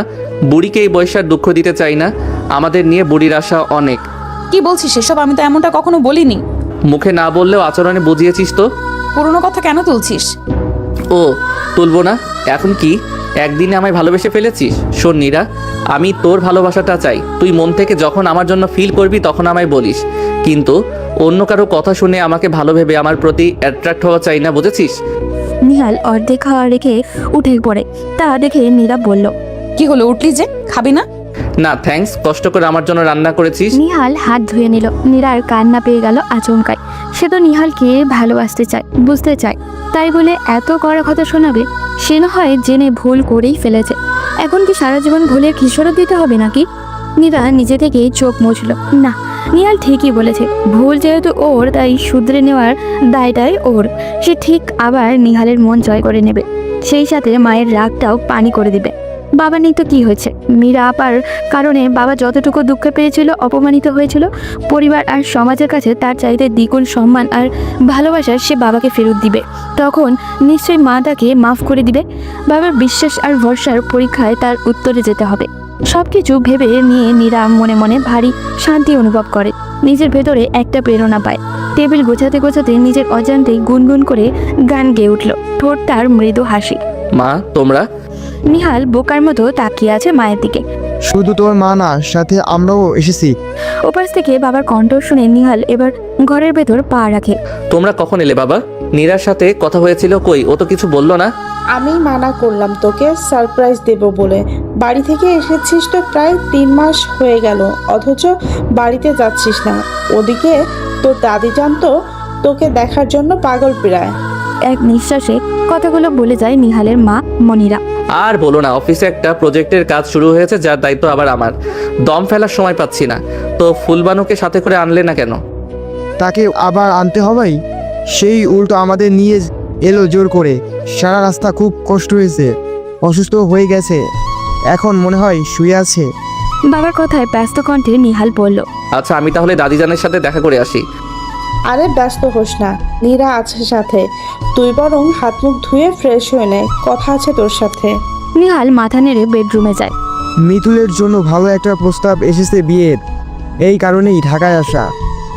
আমজাদ সাহেবের কথায় একটু বিস্মিত হয় নিহাল। অবাক হয়ে বলে, মিতুলের বিয়ে এত তাড়াতাড়ি? কেবলই তো ইন্টার পাস করলো। ছেলেও তেমন একটা বয়স না, সদ্য ইঞ্জিনিয়ারিং শেষ করেছে, এখন আমেরিকায় মাস্টার্স করতে যাবে, তার আগেই বিয়ে করতে চাই। মীরার সাথে কথা হয়েছিল, ও তো বললো ভালোই হবে। তুমি কি বলো? এবার মনে হয় নিহাল আকাশ থেকে পড়ল। নীরা কবে থেকে ওর বাবা মায়ের এত ক্লোজ হলো যে ওর আগে নীরাকে সব বিষয় জানতে হবে, আর ও ডিসিশন দেওয়ার কে? ভালো মন্দ বোঝার জ্ঞানী পাওয়ার কত দূর। নীরার উপরে ভীষণ রাগ হলো নিহালের, কিন্তু বাবার সামনে বসে আছে বলে নিজেকে সামনে নিল। রাতে এই বিষয়ে নীরার সাথে কথা বলবে ভেবে রাখলো। মিতুল কি রাজি? আমার তো এখন কিছু জিজ্ঞেস করেনি, বরং তুমি আর নীরা মিলে ওর মতামতটা নিয়ে নাও। সব কিছুই ঠিক থাকলে ছেলের সাথে কথা বলেই ফিরবো। আচ্ছা, কথা বলে দেখবো। নীরা দাদিজানের পা টিপে দিচ্ছিল। নিহালকে দেখে হাতে কিছুক্ষণের জন্য ঢিলে হলো ওর। গাড়ির সবুজ রঙের গেঞ্জি আর ট্রাউজার নিচের নিহালের গায়ের রং ফুটে উঠেছে যেন। হালকা খোঁচা খোঁচা দাড়ি দিয়ে নিহালকে ভারী আকর্ষণীয় লাগছে। ধুর, কী সব ভাবছে সে? মনে মনে লজ্জিত হলো নীরা। গাল লাল হলো ওর। মাথা নামিয়ে আবারও পা টিপায় মন দিল। ওদিকে নিহালও নীরাকে এক পলক দেখে আটকে গেল। মেয়েটাকে আজ একদম অন্যরকম লাগছে। শাড়ি পরেছে আজ নীরা, গাঢ় বেগুনি রঙের শাড়ি। নীরার ফর্সা শরীরে এঁটে আছে, ব্লাউজের ফাঁক গলে ফর্সা পেটের কিছু অংশ উন্মুক্ত। বোঝা যায় শাড়ি পরায় অনভ্যস্ততার ফল। তবুও নিহালের বেহায়া চোখগুলো সেই দিকেই বারবারে চলে যাচ্ছে। বহু কষ্টে নিজেকে শাসন করে দাদিজানের পাশে এসে বসলো নিহাল। ও ফুলবানু, এত প্রেম আমার প্রতি যে না দেখে থাকতে পারলে না, শেষ পর্যন্ত ঢাকায় চলে এলে। নাতি কখন আসছিস? চশমা কানে জড়িয়ে উঠে বসতে চায় দাদি, তখন নিহাল বলে, উঠছো কেন? শুয়ে থাকো, তোমার না শরীর খারাপ? তোরে দেখবো আর আমার বুবুকে দেখবো, তোদের দুইটারে ভালো মতো দেখি না মেলা দিন। আয় দেখি আমার চোখের সামনে, আয় দুটো। নীরা আর নিহাল দাদির সামনে এসে বসে, আর চোখে দুজনেই দুজনকে দেখে নেয় একবার। বেশ কিছু সময় পর দাদিজান বলে, এতদিন ধরে একা থেকেও তোদের মধ্যে কিছু হইল না। জোয়ান মানুষ তোরা, তাও শরীর এত ঠান্ডা কেন তোদের? আমি আরো ভাবছি এইবার বুঝি সুখবর শুনবো, এই আশায় কষ্ট করে এত দূর আসলাম। এখন দেখি তোরা বিয়ের এতদিন বাদেও খালি তাকি তুকি করস। দাদির কথায় নীরা আর নিহাল দুজনেরই লজ্জায় মুখ লাল হয়। কান দিয়ে ধোঁয়া বের হয়ে যায়। নীরা পারলে এখনই পালিয়ে যায়, কিন্তু দাদি বুড়ি শক্ত করে ওর হাত ধরে আছে। নিহাল পরিস্থিতি সামাল দিতে মুখ খোলে। ও ফুলবানু, তোমার দেখি শখ আহ্লাদ এখনো 16 আনা। তাইলে চলো তোমার সাথে বাসর সাজাই। তোমার নাতনি তো একটা নিরামিষ, তার সাথে আর কি করবো কও? নিহালের কথা শুনে নীরা চোখ পাকিয়ে তাকায়। আর তুই কি? তুই আরো বড় নিরামিষ। এত সুন্দর নাতনি পেয়ে তুই কি করেছিস রে শয়তান? বউটার আদর করবি তাও বলে দিতে হয় কেন? দাদি জান, এসব কি বলো? আমি কিন্তু চলে গেলাম। নীরা উঠতে নিলেই ফুলবানু নীরার হাত চেপে ধরলো। নিহাল দুষ্ট হাসি দিয়ে বলল, এই দেখো, তোমার কথা শুনে সে পালাই পালাই করতেছে, আর আমি যদি কাছে যাই তাহলে তো আমাকে তো খুনই করবে। ইস, এতই সহজ? মেয়ে মানুষ আদরে সোহাগে একটু লজ্জা পাইতেই পারে, তা বলে তুই চেষ্টা করবি না? পুরুষ হবে সাহসী, তো দাদা জানের মতো, বুঝলি? কথায় কথায় খালি দাদা জানকে টানা, আমরাও কম না। সুযোগ পাইলে দেখাই দিবনে, বুঝলা বুড়ি? আচ্ছা, দেখি তো কেমন দেখাইতে পারোস। আমার চোখের সামনে আমার নাতনিকে চুমা দিয়ে দেখি, আমিও একটু দেখি তুই কেমন আদর পারোস। কি হচ্ছে এসব দাদি জান? তোমার একটু লজ্জা নাই? ছাড়ো আমাকে। নীরা মুখে কথাগুলো বলল, আর মনে মনে কি চলছে নিজেও জানে না। তার গাল এতই লাল হয়েছে যে মনে হচ্ছে এখনই তা ফেটে যাবে। তার নাকের ডগা ঘামে চিকচিক করছে। সে দাদির হাত থেকে নিজের হাত ছাড়িয়ে দৌড়ে বেরিয়ে গেল রুম ছেড়ে। এদিকে ফুলবানু হেসে গড়িয়ে পড়ছে। বুবু সত্যি শরম পাইছে। তুমি বুড়ি, আচ্ছা বদ, কি দরকার ছিল তো খারাপ কথা বলার? সব সময় জোর জবরদস্তি চলে না, বুঝলা? তোমার নাতনিকে আমি ভালোবাসি, ও যখন আমাকে ভালোবাসবে তখনই কাম সারা হবে, বুঝলা? শোন বোকা, ওরে আজ অন্যরকম লাগছে আমার কাছে, আগের মতো ঘেউ ঘেউ করলো না, মানে বুঝোস? ও তোরে মেনে নিতেছে। নিলে তো ভালোই। রাতে খাওয়া দাওয়া শেষে রুমে এসে শুয়েছিল নিহাল। মনে মনে খুব করে অপেক্ষা করছে নীরার জন্য। মেয়েটা দাদির ঘর থেকে আসার পর থেকে ওর চোখের আড়ালে থাকছে। খাবার টেবিলে নীরা খেতেই বসেনি ওদের সাথে, ও নাকি পরে খাবে। নিহাল ঘড়ি দেখলো, রাত বাজে 1টা, এখনো নীরা এলো না। নিহাল একবার দরজা খুলে উকি দিল, আবার ওর রুমে ফিরে এলো। পায়চারি করতে করতে এবার ভাবলো একটু খুঁজে আসবে নীরাকে। কোথায় গেল ভাবতে ভাবতে দরজা খুলতেই নীরার সাথে মুখোমুখি। তুই কোথায় ছিলি এতক্ষণ? সেই কখন থেকে অপেক্ষা করছি তোর জন্য। আমার জন্য? কেন? আমার সাথে কি দরকার তোর? নীরা একটু তোতলায়, ভেতর ভেতরে কাঁপুনি টের পায়। নিহাল কি দাদির কথা মনে করে এখনো ওর জন্য ওয়েট করছে? ভয় করছে না কেন ওর? উফ, নিহালই তো, অন্য কেউ তো নয়। নিহাল একটু এগিয়ে এসে নীরার মুখের কাছে নিয়ে ফু দিল। তোর সাথেই তো আমার দরকার, শুনিস নাই ফুলবানু কি বললো? কি বলবো? নীরা পিছিয়ে যায়, সেই সাথে নিহাল আর একটু এগিয়ে আসে। নীরার নাকের ঘাম মুছিয়ে দেয়। এত ঘামছিস কেন? আমি কি তোকে খেয়ে ফেলবো? নীরা কিছু না বলে বড় বড় চোখ করে তাকিয়ে থাকে। ফুলবানুকে একটা খেলার সঙ্গী দিতে হবে তো নাকি? কিছুই বুঝিস না বুদ্ধকথাকার। আমি ঘুমাবো। নীরা নিহালের সামনে থেকে সরে আসতে গেলেই নিহাল নীরাকে ধরে ফেলে পেছন থেকে। আজ শাড়ি পরলি যে, কি দরকার ছিল আমার মাথা নষ্ট করার? সামলাতে তো পারিস না। এই যে পেট বেরিয়ে আছে, এটা দেখে তো আমার মাথা নষ্ট হয়ে গেছে। কি করব এখন? নীরা তাড়াতাড়ি পেট ঢাকতে চায়। নিহালকে বড্ড ভয় হয় ওর। কি থেকে কি করবে কে জানে। ভালোবাসিস আমাকে? নীরার হাত ঘেমে যায়। কি বলবে ও? নিজের মনের খবর নিজে কি ঠিকঠাক জানে নীরা? বিছানা থেকে চোখ পিট পিট করে তাকিয়ে নীরাকেই দেখছিল নিহাল। চুলগুলো হেয়ার ড্রায়ার চালিয়ে শুকিয়ে নিচ্ছে। হালকা গোলাপি শাড়িতে ভারী সুন্দর লাগছে নীরাকে। নিহাল অপলক তাকিয়ে নীরাকেই দেখছে। আচ্ছা আলোয় মনে হলো গুনগুন করে গান গাইছে নীরা। ঠোঁটে মৃদু হাসি ফুটে আছে। নীরার হাসি দেখে নিহালের ঠোঁটেও হাসি ফুটলো। মাথায় খেলছে শয়তানি কিছু বুদ্ধি। বাঁকা হাসি দিয়ে নীরাকে জ্বালানোর প্ল্যান করলো। কি রে, চুল শুকাচ্ছিস যে বড়? এই সাত সকালে গোসল দিলি নাকি? নিহালের কথা শুনে নীরার গাল লাল হয়ে গেল। সে লজ্জায় কোনো কথা বলল না, নিহালের দিকে তাকালো। জানি এসব নিহাল ওকে জ্বালানোর জন্যই বলছে। কি রে, কথা বলছিস না কেন? সাত সকালে গোসল দিলি কেন? ইস অসভ্য, ইচ্ছে করে আমায় লজ্জা দিচ্ছিস না? আমার ইচ্ছে হয়েছে দিয়েছি, তোর ইচ্ছে হলে তুইও গোসল দে, কেউ তো কাটকে রাখেনি। চুলগুলো আছড়ে খোপা করতে করতে কথাগুলো বলে নীরা। যাচ্ছিস কোথায়? আয় না, আরেকটু গল্প করি। ঢং, জাহার নামে যাচ্ছি, যাবি? বলেই দরজা খুলে বেরিয়ে গেল নীরা। নিহাল মনে মনে জবাব দেয়, আর রাতের কথা মনে করে কুটকুট করে হেসে খুন হয়ে যাচ্ছে। নীরার মুখ বন্ধ করার মোক্ষম অস্ত্র পাওয়া গেছে। এখন থেকে চাইলেই যখন খুশি তখন ওকে ঘায়েল করা যাবে ভেবেই খুশি লাগছে ভীষণ। এতদিনে ভালো অস্ত্র পাওয়া গেল ওকে জ্বালানোর। বুবু, আজকে তোকে অন্যরকম লাগছে কেন বলো তো? আমার নাতনি তো মনে হয় কাম সারছে।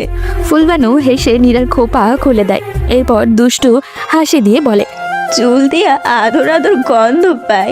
নীরা টকটকে গাল নিয়ে দাদিকে ধমক দেয়। দাদি যান, সবসময় এসব কি, মুখে কিছু আটকায় না নাকি? ইস, বুবুর ঢং দেখো, মনে হয় ভাজা মাছটা উল্টে খেতে পারে না। তা আমাকে একটু বলো না বুবু, কি করলে? ফুলবানু বলতে বলতে খিল খিল করে হাসে। চুপচাপ খেতে চলো দাদি যান, আর যদি এইসব কথা বলো তবে আমি কিন্তু তোমার ঘরে আর আসবো না বলে দিলাম। আমি তো বলবোই, তোমাদের না জ্বালাইলে আমার ভালো লাগে না। ওইসব ভয় দেখায় আর কোনো লাভ নেই। যতদিন বেঁচে আছি তোমাদের জ্বালিয়ে যাব, পরে এই বুড়ি মরলে যাতে খুব মনে পড়ে তোমাদের। দাদি যান, সব সময় নিজের মতো কেন চলো? এত আজে বাজে কথা বলো কেন? এইসব বললে কিন্তু খুব খারাপ হবে বলে দিলাম। একদম কথা বলবো না তোমার সাথে। রাগ করে না বুবু, তোমাদেরকে আমি একটু বেশি জ্বালাই, তাই না বুবু? খুব বেশি, শুধু জ্বালাও না, কষ্টও দাও। এখন তো এই কথা বলবাই, এখন তো তোমাকে জ্বালানোর নতুন লোক আসছে, আমাকে কি আর ভালো লাগবে? উফ দাদি যান, তুমি পারো বটে, আমি কি তাই বললাম? খুব বুঝছি তুমি কি বলতে চাও। এক রাতের আদর্শ আগে দাদিকেই ভুলে গেছো। মীরা এবার ভয়ে চুপসে যায়। টেবিলে সবাই বসে আছে, পাশে দাদি চাচিরা, সামনে বেফাস কিছু বলে ফেলে এই ভয়। দাদিকে বসিয়ে দিয়ে সবার প্লেট পরোটা তুলে দিচ্ছিল নীরা। তখন নিহাল এলো একেবারে সুটেড বুটেড হয়ে। নীরা কিছুক্ষণের জন্য যেন স্ট্যাচু হয়ে গেছে। নিহালকে আর অসম্ভব রকমের হ্যান্ডসাম লাগছে। চুলগুলো জেল দিয়ে পরিপাটি করে আঁচড়ানো, ফর্সা মুখে শেভ করা দাড়ির নীল আবরণে ভারী আকর্ষণীয় দেখাচ্ছে নিহালকে। নীরার দিকে চোখ পাকায় নিহাল। শেষমেশ নীরা নিজেকে সামলে নিল। কিছুই হয়নি এমন ভাব করে নিহালের প্লেটে পরোটা তুলে দিল। নিহাল পরোটা ছিঁড়ে এক টুকরো মুখে দিতে দিতে দাদির দিকে তাকালেন। কি ফুলবানু, শরীর কেমন এখন? ফুলবানির চোখ টিপে নিহাল একবার বাবা মায়ের দিকে তাকালো। তারা দেখলেন কি, লজ্জা পেয়ে মাথা নিচু করে খেয়ে যেতে লাগলো, আর কোনো কথা বলল না। তখনই আমজাদ সাহেব কথা বললেন। মিতুলের সাথে কথা বলছিলে কি বিষয় বাবা? বিয়ের ব্যাপারে? আমি কথা বলেছি ছোট আব্বু, মিতুলের কোনো আপত্তি নেই, আপনারা কথা আগাতে পারেন। নীরা বলে ওঠে। আমজাদ সাহেব আর মনিরা দুজনেই খুব খুশি। হ্যাঁ রে নিরু, সত্যি ভালো হলো। তোর কি মত বলতো? ভালোই হবে ছোট আব্বু, ছেলেও তো বেশি বয়স না, মিতুলের সাথে মানিয়ে যাবে। বেশ বলেছিস, তাহলে কথা আগাই, কি বলিস? নিহাল অবাক হয়ে দেখে একদিনেই নীরা বেশ গিন্নি হয়ে উঠেছে। নাকি আগে থেকে এত সংসারী ছিল নীরা, ওই দেখতে পায়নি হয়তো। কি সুন্দর সবার সাথে মিলেমিশে গেছে, কি বুদ্ধিমতের মতো কথা বলছে। নিহাল মুগ্ধ হয়ে গেল। মেয়েটা এতদিনে যেন একটু একটু করে ওর হয়ে উঠেছে। নীরার চোখে চোখ পড়তেই নীরা ইশারায় জিজ্ঞাসা করলো কি হয়েছে। নিহাল মাথা নেড়ে না করে। নীরা যেন কিছু একটা বুঝতে পারে নিহালের না বলা কথাগুলো। দুজনেই যেন দুজনার অব্যক্ত কথাগুলো বুঝে ফেলেছে। কারোরই মুখে বলার প্রয়োজন পড়ছে না। এত লোকের মধ্যে থেকেও দুজনের নীরবে একে অপরের সাথে মনে মনে কথা বলে চলেছে। কেউ না বুঝলেও ফুলবানু তার দুর্বল চোখটি ঠিকই বুঝে গেলেন এই দুজনার গোপন খবর। চুলগুলো কি তার এমনিতেই পেকেছে? ফুলবানু দুজনের দিকে তাকিয়ে মুচকে মুচকে হাসছেন আর ওদের জন্য মনে মনে আশীর্বাদ করেন। বছর কয়েক পর অফিস থেকে ফিরেই কোনো কথা নেই, সোজা ছেলেকে নিয়ে খেলতে নামে নিহাল। ছেলে পেটে আসার পর দাদিজান অসুস্থ হলো। তার কারণে নীরা আর নিহাল ঢাকা থেকে শিফট হয়ে বগুড়া সেটেল হলো। ছেলের বয়স 5 বছর। পরিবারের সবার নয়নের মণি। নীরা ওর নামও রেখেছে মণি। ছেলেটাও মন এমন বাপ পাগল হয়েছে, নিহালকে দেখা মাত্রই কোলে নেওয়া পর্যন্ত কাঁদতেই থাকে। আজও তার ব্যতিক্রম হলো না। নীরা ভ্রুকুচকে কিছুক্ষণ বাপ ছেলের খেলা দেখলো। কপালে চিন্তার ছোঁয়া। নিহাল কথাটা কিভাবে নেবে আল্লাহই জানে, তবুও বলতে তো হবেই। মৃত্যুর আগে দাদিজানকে কথা দিয়েছে যে এই পরিবারের সব ভালো মন্দ বিষয় ওরা আঁকলে রাখবে। পরিবারের সম্মানের ব্যাপারে কোনো আপোষ করবে না, দেখভাল করবে পরিবারের। যদিও এখন পরিবারের মাথা হিসেবে নিহালের বাবাই আছেন, তবুও কোথাও না কোথাও সব বিষয়ে নিহালের মতামত খুবই জরুরি। বিশেষ করে ভাই বোনগুলোর যে কোনো সমস্যা নিহাল আর নীরাকেই দেখতে হয়। এই তো মেজো চাচার মেয়ে আরিশার বিয়ে নিয়ে কি ঝামেলাটাই না পাতলো, তখন নিহাল আর নীরা মিলে কি সুন্দর করে সমস্যার সমাধান করে দিল। বলতে গেলে হাতে ধরে আরিশার জীবন বাঁচিয়েছে দুজন। তখন থেকে বড়রাও যে কোনো সমস্যায় ওদের তলব করে। কি রে, কিছু বলবি নাকি? সেই তখন থেকে দেখছি ভ্রু কুচকে কিছু একটা ভাবছিস। নিহালের কথায় ঘোর কাটে নীরার। আস্তে করে বলে, হ্যাঁ, জরুরি কথা আছে তোমার সাথে, তবে এখন না। তুমি গোসল টোসল করে ফ্রেশ হয়ে নাস্তা করো, তারপরে বলবো। আমি ততক্ষণে নাস্তা বানাই, মুন্নির খাবারও রেডি করে আনি। সিরিয়াস কথা নাকি যে বলতে এত প্রিপারেশন লাগবে? মোটামুটি, তাই তোমার ব্রেন ঠান্ডা হওয়া জরুরি। কি ব্যাপার, মা বাবার শরীর ঠিক আছে তো বড় মা? নাকি রাতুল আবার কিছু করলো? মিতুলের কিছু হলো? আরে বাবা থামো তো, এত ব্রেনকে প্রেশার দিও না। বলবো তো বললাম। তাহলে কি আমাদের নতুন কোনো খবর আছে? উফ, এত অস্থির তুই। বাজে না বকে গোসলে যা, মনিকে মায়ের কাছে দিয়ে আসিস, আমি গেলাম। নীরা দৌড়ে বেরিয়ে গেল ঘর থেকে।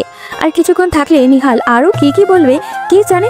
পেছন থেকে নিহালের হো হো করে হাসির আওয়াজ এলো। নীরা ওকে প্রাণপণে তুমি বলার চেষ্টা করে, কিন্তু রেগে গেলে কিংবা মুরব্বী কেউ কাছে না থাকলে সহজ সুলভ তুই চলে আসে ওর মুখে। বাচ্চার সামনে তুই তোকারি করে না, এত নাকি বাচ্চারা উপর খারাপ প্রভাব পড়বে। এটাও অবশ্য মুরব্বীদের কথা। শোন, ছোট চাচা এসেছে বিকেলে। জানি, আমায় ফোন দিয়েছিল। ও আর কিছু বলেছে? কেন, আরো কিছু বলার ছিল নাকি? তুমি দেখা করনি? হ্যাঁ করেছি, ফুল ফ্যামিলি এসেছে, মমি সমী চাচি সবাই এসেছে। চাচা অবশ্য কথা বলতে চাইলো, পরে আবার বলল যে 2-4 দিন যাক, তারপর সবাইকে নিয়ে বসবে। ও তাহলে আমি বরং না বলি, তুমি বরং চাচার কাছ থেকে শুনে নিও। বেশি ঢং না করে ঝেড়ে কাস। কি হয়েছে মমি সমীর? সৌমিটাকে তো তুই জানিসই কেমন বোকা। ভার্সিটিতে কোন ছেলে নাকি মৌমিকে পছন্দ করতো, সেই থেকে ঝামেলা। আশেপাশে তাকিয়ে দেখলো কেউ আছে কিনা, তারপর নিচের স্বরে নিহালকে বলতে শুরু করলো। নিহাল অবাক হয়ে বলল, মৌমিকে পছন্দ করতো সমীর সাথে? কি ওরা জমজ গাধা। মৌমি নাকি একদিন বিরক্ত হয়ে ছেলেটাকে চড় মেরেছিল, তার শোধ তুলতে সৌমিকে মৌমি ভেবে তুলে নিয়ে গেছিল ছেলেটা। 2 দিন আটকে রেখে ছেড়েছে। নিহালের মুখের খাবারটা যেন আটকে আসলো। পানি দিয়ে এক ঢোক গিলে নিল খাবারটা। কি বলছিস এসব? কবেকার ঘটনা এটা? চাচা এতদিন বলেনি কেন আমাদের?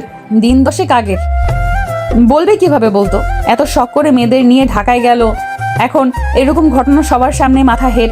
নিহালের কিছুক্ষণ মাথা নিচু করে বসে থাকলো, ভাবলো কিছু একটা। এরকম পরিস্থিতিতে কি করা যায়? লোক জানাজানি হলে তো খুবই সমস্যা হবে মেয়ে দুটোর বিয়ে হতে। কি করব বলতো? আমিও বুঝতে পারছি না। সৌমি তো কেঁদে কেটে হয়রান, মমি কিছু বলছে না। চাচি একেবারে খেয়েই হারিয়ে ফেলেছে। বাবা চাচারা কেউ এখনো কিছু জানে না। আমি মানা করেছি কাউকে বলতে। ভালো করেছিস, দেখি চাচার সাথে কথা বলে কিছু ব্যবস্থা নেওয়া যায় কিনা। পরের দিনগুলো ভারী ব্যস্ততায় কাটলো নিহালের। সে ঢাকায় গিয়ে পুরো 1 সপ্তাহ কাটিয়ে এলো। 1 সপ্তাহ নীরা তাকে ফোনেও পেল না। ঠিক পরের শুক্রবার ফেরত এলো নিহাল। শরীরটা একটু শুকনো লাগলেও মুখ চোখ উজ্জ্বলই। এসেই গোসলে ঢুকে গেল। বেরিয়ে কাপড় পরতে পরতে চিৎকার দিল, নীরা তাড়াতাড়ি খেতে দে, বড্ড খিদে লেগেছে। নীরা টেবিলে খাবার সাজাচ্ছিল, জানে নিহাল খাবে। বাবা মায়ের সাথে দেখা করে ছেলেটাকে একটু আদর করে নিহাল এসেই ধপ করে টেবিলে বসে গেল। নীরা প্লেটে সব বেড়েই রেখেছিল। নিহাল বসেই গপাগপ করে খেতে লাগলো। নীরা একবার ভাবলো জিজ্ঞাসা করবে, তারপর কি ভেবে যেন থেমে গেল। থাক, নিজে থেকেই বলবে হয়তো। শোন, সমীর বিয়ে ঠিক করে এলাম। কি বলিস? কার সাথে? কার সাথে আবার? যে ছেলে ওকে তুলে নিয়ে গিয়েছিল তার সাথেই। ছেলের ফ্যামিলি বেশ ভালো, আমি সমস্ত খোঁজ খবর করে এগিয়েছি। মজার ব্যাপার হলো ছেলে বিয়ের জন্য এক পায়ে খাড়া, বলা মাত্রই রাজি হয়ে গেছে। ওর ফ্যামিলিও বেশ ভালো, বাবা মা দুজনে শিক্ষিত চাকুরিজীবী। একটা মাত্র ছেলে তো জেদি আর বেয়ারা হয়েছে একটু, তবে এমনিতে ভালোই মনে হলো আমার। মানে সত্যি সত্যি বখাটে নয়। আমাদের পরিচয় পেয়ে ওরাও আর আপত্তি করেনি। বকাটে তো বকাটেই, তার আবার সত্যি মিথ্যা কি রে? সৌমি কি রাজি হবে ওই ছেলেকে বিয়ে করতে? রাজি না হয়ে কি করবে? ওর কাছে আর কোনো অপশন আছে নাকি? কি যে বলিস না তুই। শোন, আর একটা কথা, মৌমিকে আর ওই ভার্সিটিতে পড়ানো যাবে না, ওকে অন্য কোথাও পড়তে হবে। সে ব্যবস্থাও করে এসেছি। এই জন্যই তো এতদিন দেরি হলো রে বউ। রাগ করেছিস বউ? তোকে ফোন করিনি তাই। নিহাল নীরাকে জড়িয়ে ধরলো, গালে গাল ঘষে দিল। আদরে এতটুকু হয়ে নিহালের বুকে মিশে গেল নীরা। খুব চিন্তা হচ্ছিল তোমাকে নিয়ে, একটা খবর দেবে না? এমন করো কেন বলো তো? তুমি খুব স্বার্থপর, বুঝলে? আজ তোকে একটু অন্যরকম লাগছে কেন রে? আমি এসেছি এই খুশিতে নাকি? আজ কিন্তু খুব আদর দেব তোকে। এতদিন দূরে ছিলাম, আজ কোনো ছাড়াছাড়ি নাই।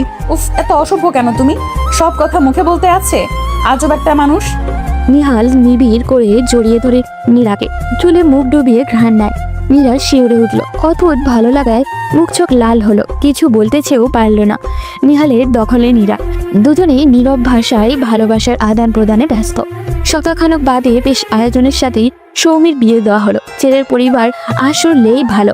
নীরা মনে মনে হাজারবার নিহালকে ধন্যবাদ দিল। দূর থেকে নিহালকে দেখলো ভালোবাসা আর শ্রদ্ধার দৃষ্টিতে।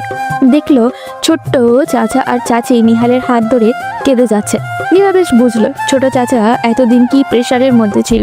পেছনে মৌমি এসে দাঁড়ালো। নিরাপো, আমার না ভীষণ কান্না পাচ্ছে। কোনোদিনও সৌমিকে ছাড়া থাকিনি, এখন কি করে থাকবো বলো তো? নীরা মৌমিকে জড়িয়ে ধরলো। তুই আমার সাথে থাক, দেখবি কষ্ট কম হবে। আর একদিন না একদিন তো এমনটা হওয়ারই ছিল, তাই না? তোরও তো একদিন বিয়ে হবে। দুইজন তো আর চিরকাল একসাথে থাকতে পারবি না, বরং মেনে নে, তাতে কষ্ট কম হবে। কিন্তু আমার জন্য সৌমির জীবনটা নষ্ট হলো আপু। ও কত ব্রাইট স্টুডেন্ট, হ্যাঁ আমি তো ফাঁকিবাজ। আমি সত্যি এমনটা চাইনি নিরাপু। মৌমি নীরার বুকে কাঁদছে। নীরা মৌমিকে সান্ত্বনা দিয়ে বলল, ওর জীবন কেন নষ্ট হবে বোকা? ওর জন্যই তো তোর ভাইয়া ওর বিয়ে দিল। এখনো নির্দ্বিধায় পড়াশোনা করতে পারবে। তুই এক ফোঁটাও ভাবিস না এটা নিয়ে। যা হয়েছে সবার ভালোর জন্যই হয়েছে, এসব নিয়ে ভাবনা বন্ধ কর। দূরে থেকে নিহাল ইশারায় জিজ্ঞাসা করলো কি হয়েছে। নীরাকে আশ্বস্ত করে যে কিছুই হয়নি, সব কিছুই ঠিক আছে। ভালোই ভালোই সৌমির বিয়ের অনুষ্ঠানের কথা শেষ হলো। সারাদিনে দৌড়াদৌড়ি ব্যস্তই নীরার ভীষণ টায়ার্ড লাগছিল আজ। একেবারে গোসল করে নিয়ে একটু শুয়েছিল ঘর আধার করে। চোখ দুটো ঘুমিয়ে বুঝে আসছিল, তখনই পেছন থেকে কেউ জড়িয়ে ধরলো। প্রথমে আটকে উঠলেও পরে পরিচিত স্পর্শ টের পেয়ে নীরা আশ্বস্ত হলো। কি রে, এখন শুয়েছিস যে বড়? শরীর খারাপ লাগছে নাকি? ভীষণ টায়ার্ড লাগছে, আর মাথাটাও ধরে আছে। কি বলিস? আচ্ছা দাঁড়া, মাথা টিপে দিচ্ছি। নিহাল মোলায়েম হাতে নীরার মাথা টিপে দেয়। কিছুক্ষণ চুপচাপ থাকে নীরা। মনি কোথায়? বাচ্চাটাকে আজ সারাদিন কোলে নেইনি। মায়ের কাছে আছে, দেখলাম ঘুমাচ্ছে। ওকে নিয়ে আর ভাবিস না তো, মা ওকে বেশ সামলাতে পারে। তোর কি বেশি খারাপ লাগছে? কফি খাবি? খাওয়া যায়। আচ্ছা আমি বানিয়ে আনছি। আমারটা বেশি কড়া করিস না। Okay madam. বলে নিহাল চলে গেল রান্নাঘরে। একটু পর ফিরে আসলো। এই যে আপনার কফি। নিহাল কফির মগ বাড়িয়ে দিল নীরার দিকে। চল একটু বারান্দায় যেয়ে বসি, অনেক দিন ধরে বসা হয় না। নিহাল অবাক হলো নীরার প্রস্তাবে। মনে মনে একটু খুশি হলো। ও আজও ইচ্ছা করছিল বারান্দায় বসতে। দুটো চেয়ার নিয়ে বসলো দুজন। সৌমির বিয়ে উপলক্ষে সাজানো হয়েছিল বাড়িটা। লাল নীল বাতি জ্বলছে এখনো। নীরা আচমকাই প্রশ্ন করে, আমাদের বিয়ের কত বছর হলো বলো তো? 9 বছর মেবি। বাহ, তোর তো ভালোই মনে আছে। ছেলেরা সচরাচর এসব মনে রাখতে পারে না। নীরার কথা শুনে নিহাল হাসে, খানিক ধম নিয়ে বলে, কত সাধনা করে তোর মনে জায়গা করতে হয়েছে। পাক্কা 9 মাস লেগেছিল তোকে আপন করতে। দিন তারিখ কিছুই বলিনি, সব মনে আছে আমার। তারপর মনির জন্ম, দাদিজানের মৃত্যু, তুইও কেমন পাক্কা গৃহিণী হয়ে উঠলি দিনকে দিন। নীরার বেশ ভালো লাগছে নিহালের কথাগুলো। এসব তো তারও মনে ছিল না। নিহাল ওর সাথে যতটা অকপটে নিজের অনুভূতি শেয়ার করে, ততটা নীরা পারে না। কেমন একটা জড়তা কাজ করে। কফিতে চুমুক দিতে দিতে নীরার বাবার কথা মনে পড়ে। নিহালের সাথে বিয়ে করে সুখী এই ব্যাপারটা বাবা দেখে যেতে পারলো না। ব্যাপারটা মাঝে মাঝে খুব পোড়ায় নীরাকে। কি রে, কি ভাবছিস এত? তোর কথাই ভাবছিলাম। নীরা নিহালের ঘাড়ে মাথা রাখে, মলিন কণ্ঠে বলে, ভাবছিলাম বাবা আমায় ঠিক বুঝেছিলেন। আমাকে একমাত্র তুই সুখে রাখতে পারবি, এটা বাবা আগে থেকেই জানতো, কেবল আমি জানতাম না। জানিস আগে তোকে আমি কি মনে হতো? নিহাল আরো কিছু একটু আগলে নেয় নীরাকে। বাম হাতে নীরাকে ঝাপটে ধরলো। কি মনে হতো? মনে হতো তুই আমার জীবনে একটি রোদ ঝলমলে দিনে বৃষ্টি, যা পুরো দিনটাকে মাটি করে দেয়। আর এখন কি মনে হয়? এখনকার মনে হওয়ায় একটা টুইস্ট আছে। মনে কর, তীব্র করা রোদের দিনে মানুষ কিন্তু খুব করে বৃষ্টি চায় একটু প্রশান্তির আশায়। তুই এখন আমার জীবনে সেরকম কেউ। এখন রোদের তীব্রতায় তুই অনেকটা বৃষ্টির মতো প্রশান্তি দানকারী। তুই আমার জীবনে অনান, বুঝলি? আচ্ছা, আজ হঠাৎ এসব বলছিস যে? কখনো তো বলিনি, তাই আজ বললাম। এই পরিবারটাকে তুই যেভাবে সব পরিস্থিতিতে সামলে নিচ্ছিস দক্ষ হাতে, সেটা দেখেই মনে হলো কথাগুলো বলি আজ। দাদি জানো তোকে বেশ চিনেছিলেন। পিচ্চি নিহাল আজ কত বড়, এখন আর পিচ্চি বলে তোকে খেপানো যায় না। শুধু তোরই চিনতে দেরি হয়েছিল। তা হয়েছিল, এটা আমি স্বীকার করছি। শোন, তোকে একটা নিউজ দেওয়ার আছে। বলে ফেল। নীরা নিহালকে কানে ফিসফিস করলো। কথাটা শুনেই নিহাল চিৎকার করতে চায়। নীরা ওর মুখ চেপে ধরে। নিহাল নীরার হাত সরিয়ে নিল। কি হলো, বাধা দিচ্ছিস কেন? সবাইকে জানাবো না? এখন না, আমার লজ্জা করে, পরে বলিস। ওরে আমার লজ্জাবতী রে, এবার কিন্তু আমি একটা ছোট্ট নীরা চাই। আমার অনেক দিনের শখ, ছোট্ট একটা নীরা গুটি গুটি পায়ে হেঁটে বেড়াবে ঘরময়। কি মজা হবে, তাই না? নিহালের পাগলামি দেখে নীরা ভীষণ খুশি। প্রশান্ত মুখে নিহালের দিকে তাকিয়ে থাকলো। লাল নীল বাতির আলোয় নিহালের মুখ যেন চকচক করে খুশিতে। বড্ড শুকিয়ে শুকিয়ে লাগে নিজেকে নীরার। আচমকা নিহালের হাত দুটো জড়িয়ে ধরে নীরা। মুখোমুখি বসে চোখে চোখ রেখে বলে, শোন, তোকে ভীষণ রকম ভালোবাসি। যুগে যুগে তোকেই আমার জীবনসঙ্গী হিসেবে চাই, আমার বাচ্চাদের বাবা হিসেবে তোকেই চাই, তোর সাথে বুড়ো হতে চাই। নিহালের চোখ জ্বলে ভিজে ওঠে। এরকম একটা কথা কতদিন ধরে শুনতে চেয়েছে সে। ভালোবাসি কথাটা অনেকবার বলেছে নীরা, কিন্তু আজ যেন সব অন্যরকম লাগছে, সবকিছু নতুন নতুন। নিহাল আজ আর কিছু বলে না, কেবল নীরাকে বুকের ভেতরে জড়িয়ে নেয়। নিহাল মনে মনে বলে, আমার হার্টবিটের শব্দে বুঝে নে তোকে আমি কতটা ভালোবাসি, কতটা চাই। বুঝে নে তোকে নিয়ে সহস্র মাইল পথ পাড়ি দিতে পারবো, পৃথিবীর আর কাউকে লাগবে না। আমি তোর জীবনে অনান হয়ে বেঁচে থাকতে চাই, যুগে যুগে মরতে চাই তোরই সাথে, সাথে না পারলেও যেন তোর আগে মরি, কারণ তোকে ছাড়া আমি কিছুই না, আমার বেঁচে থাকা অসম্পূর্ণ। একে অপরকে শক্ত করে জড়িয়ে ধরলো। তাদের এই পথ চলা হোক সুন্দর প্রশান্তি।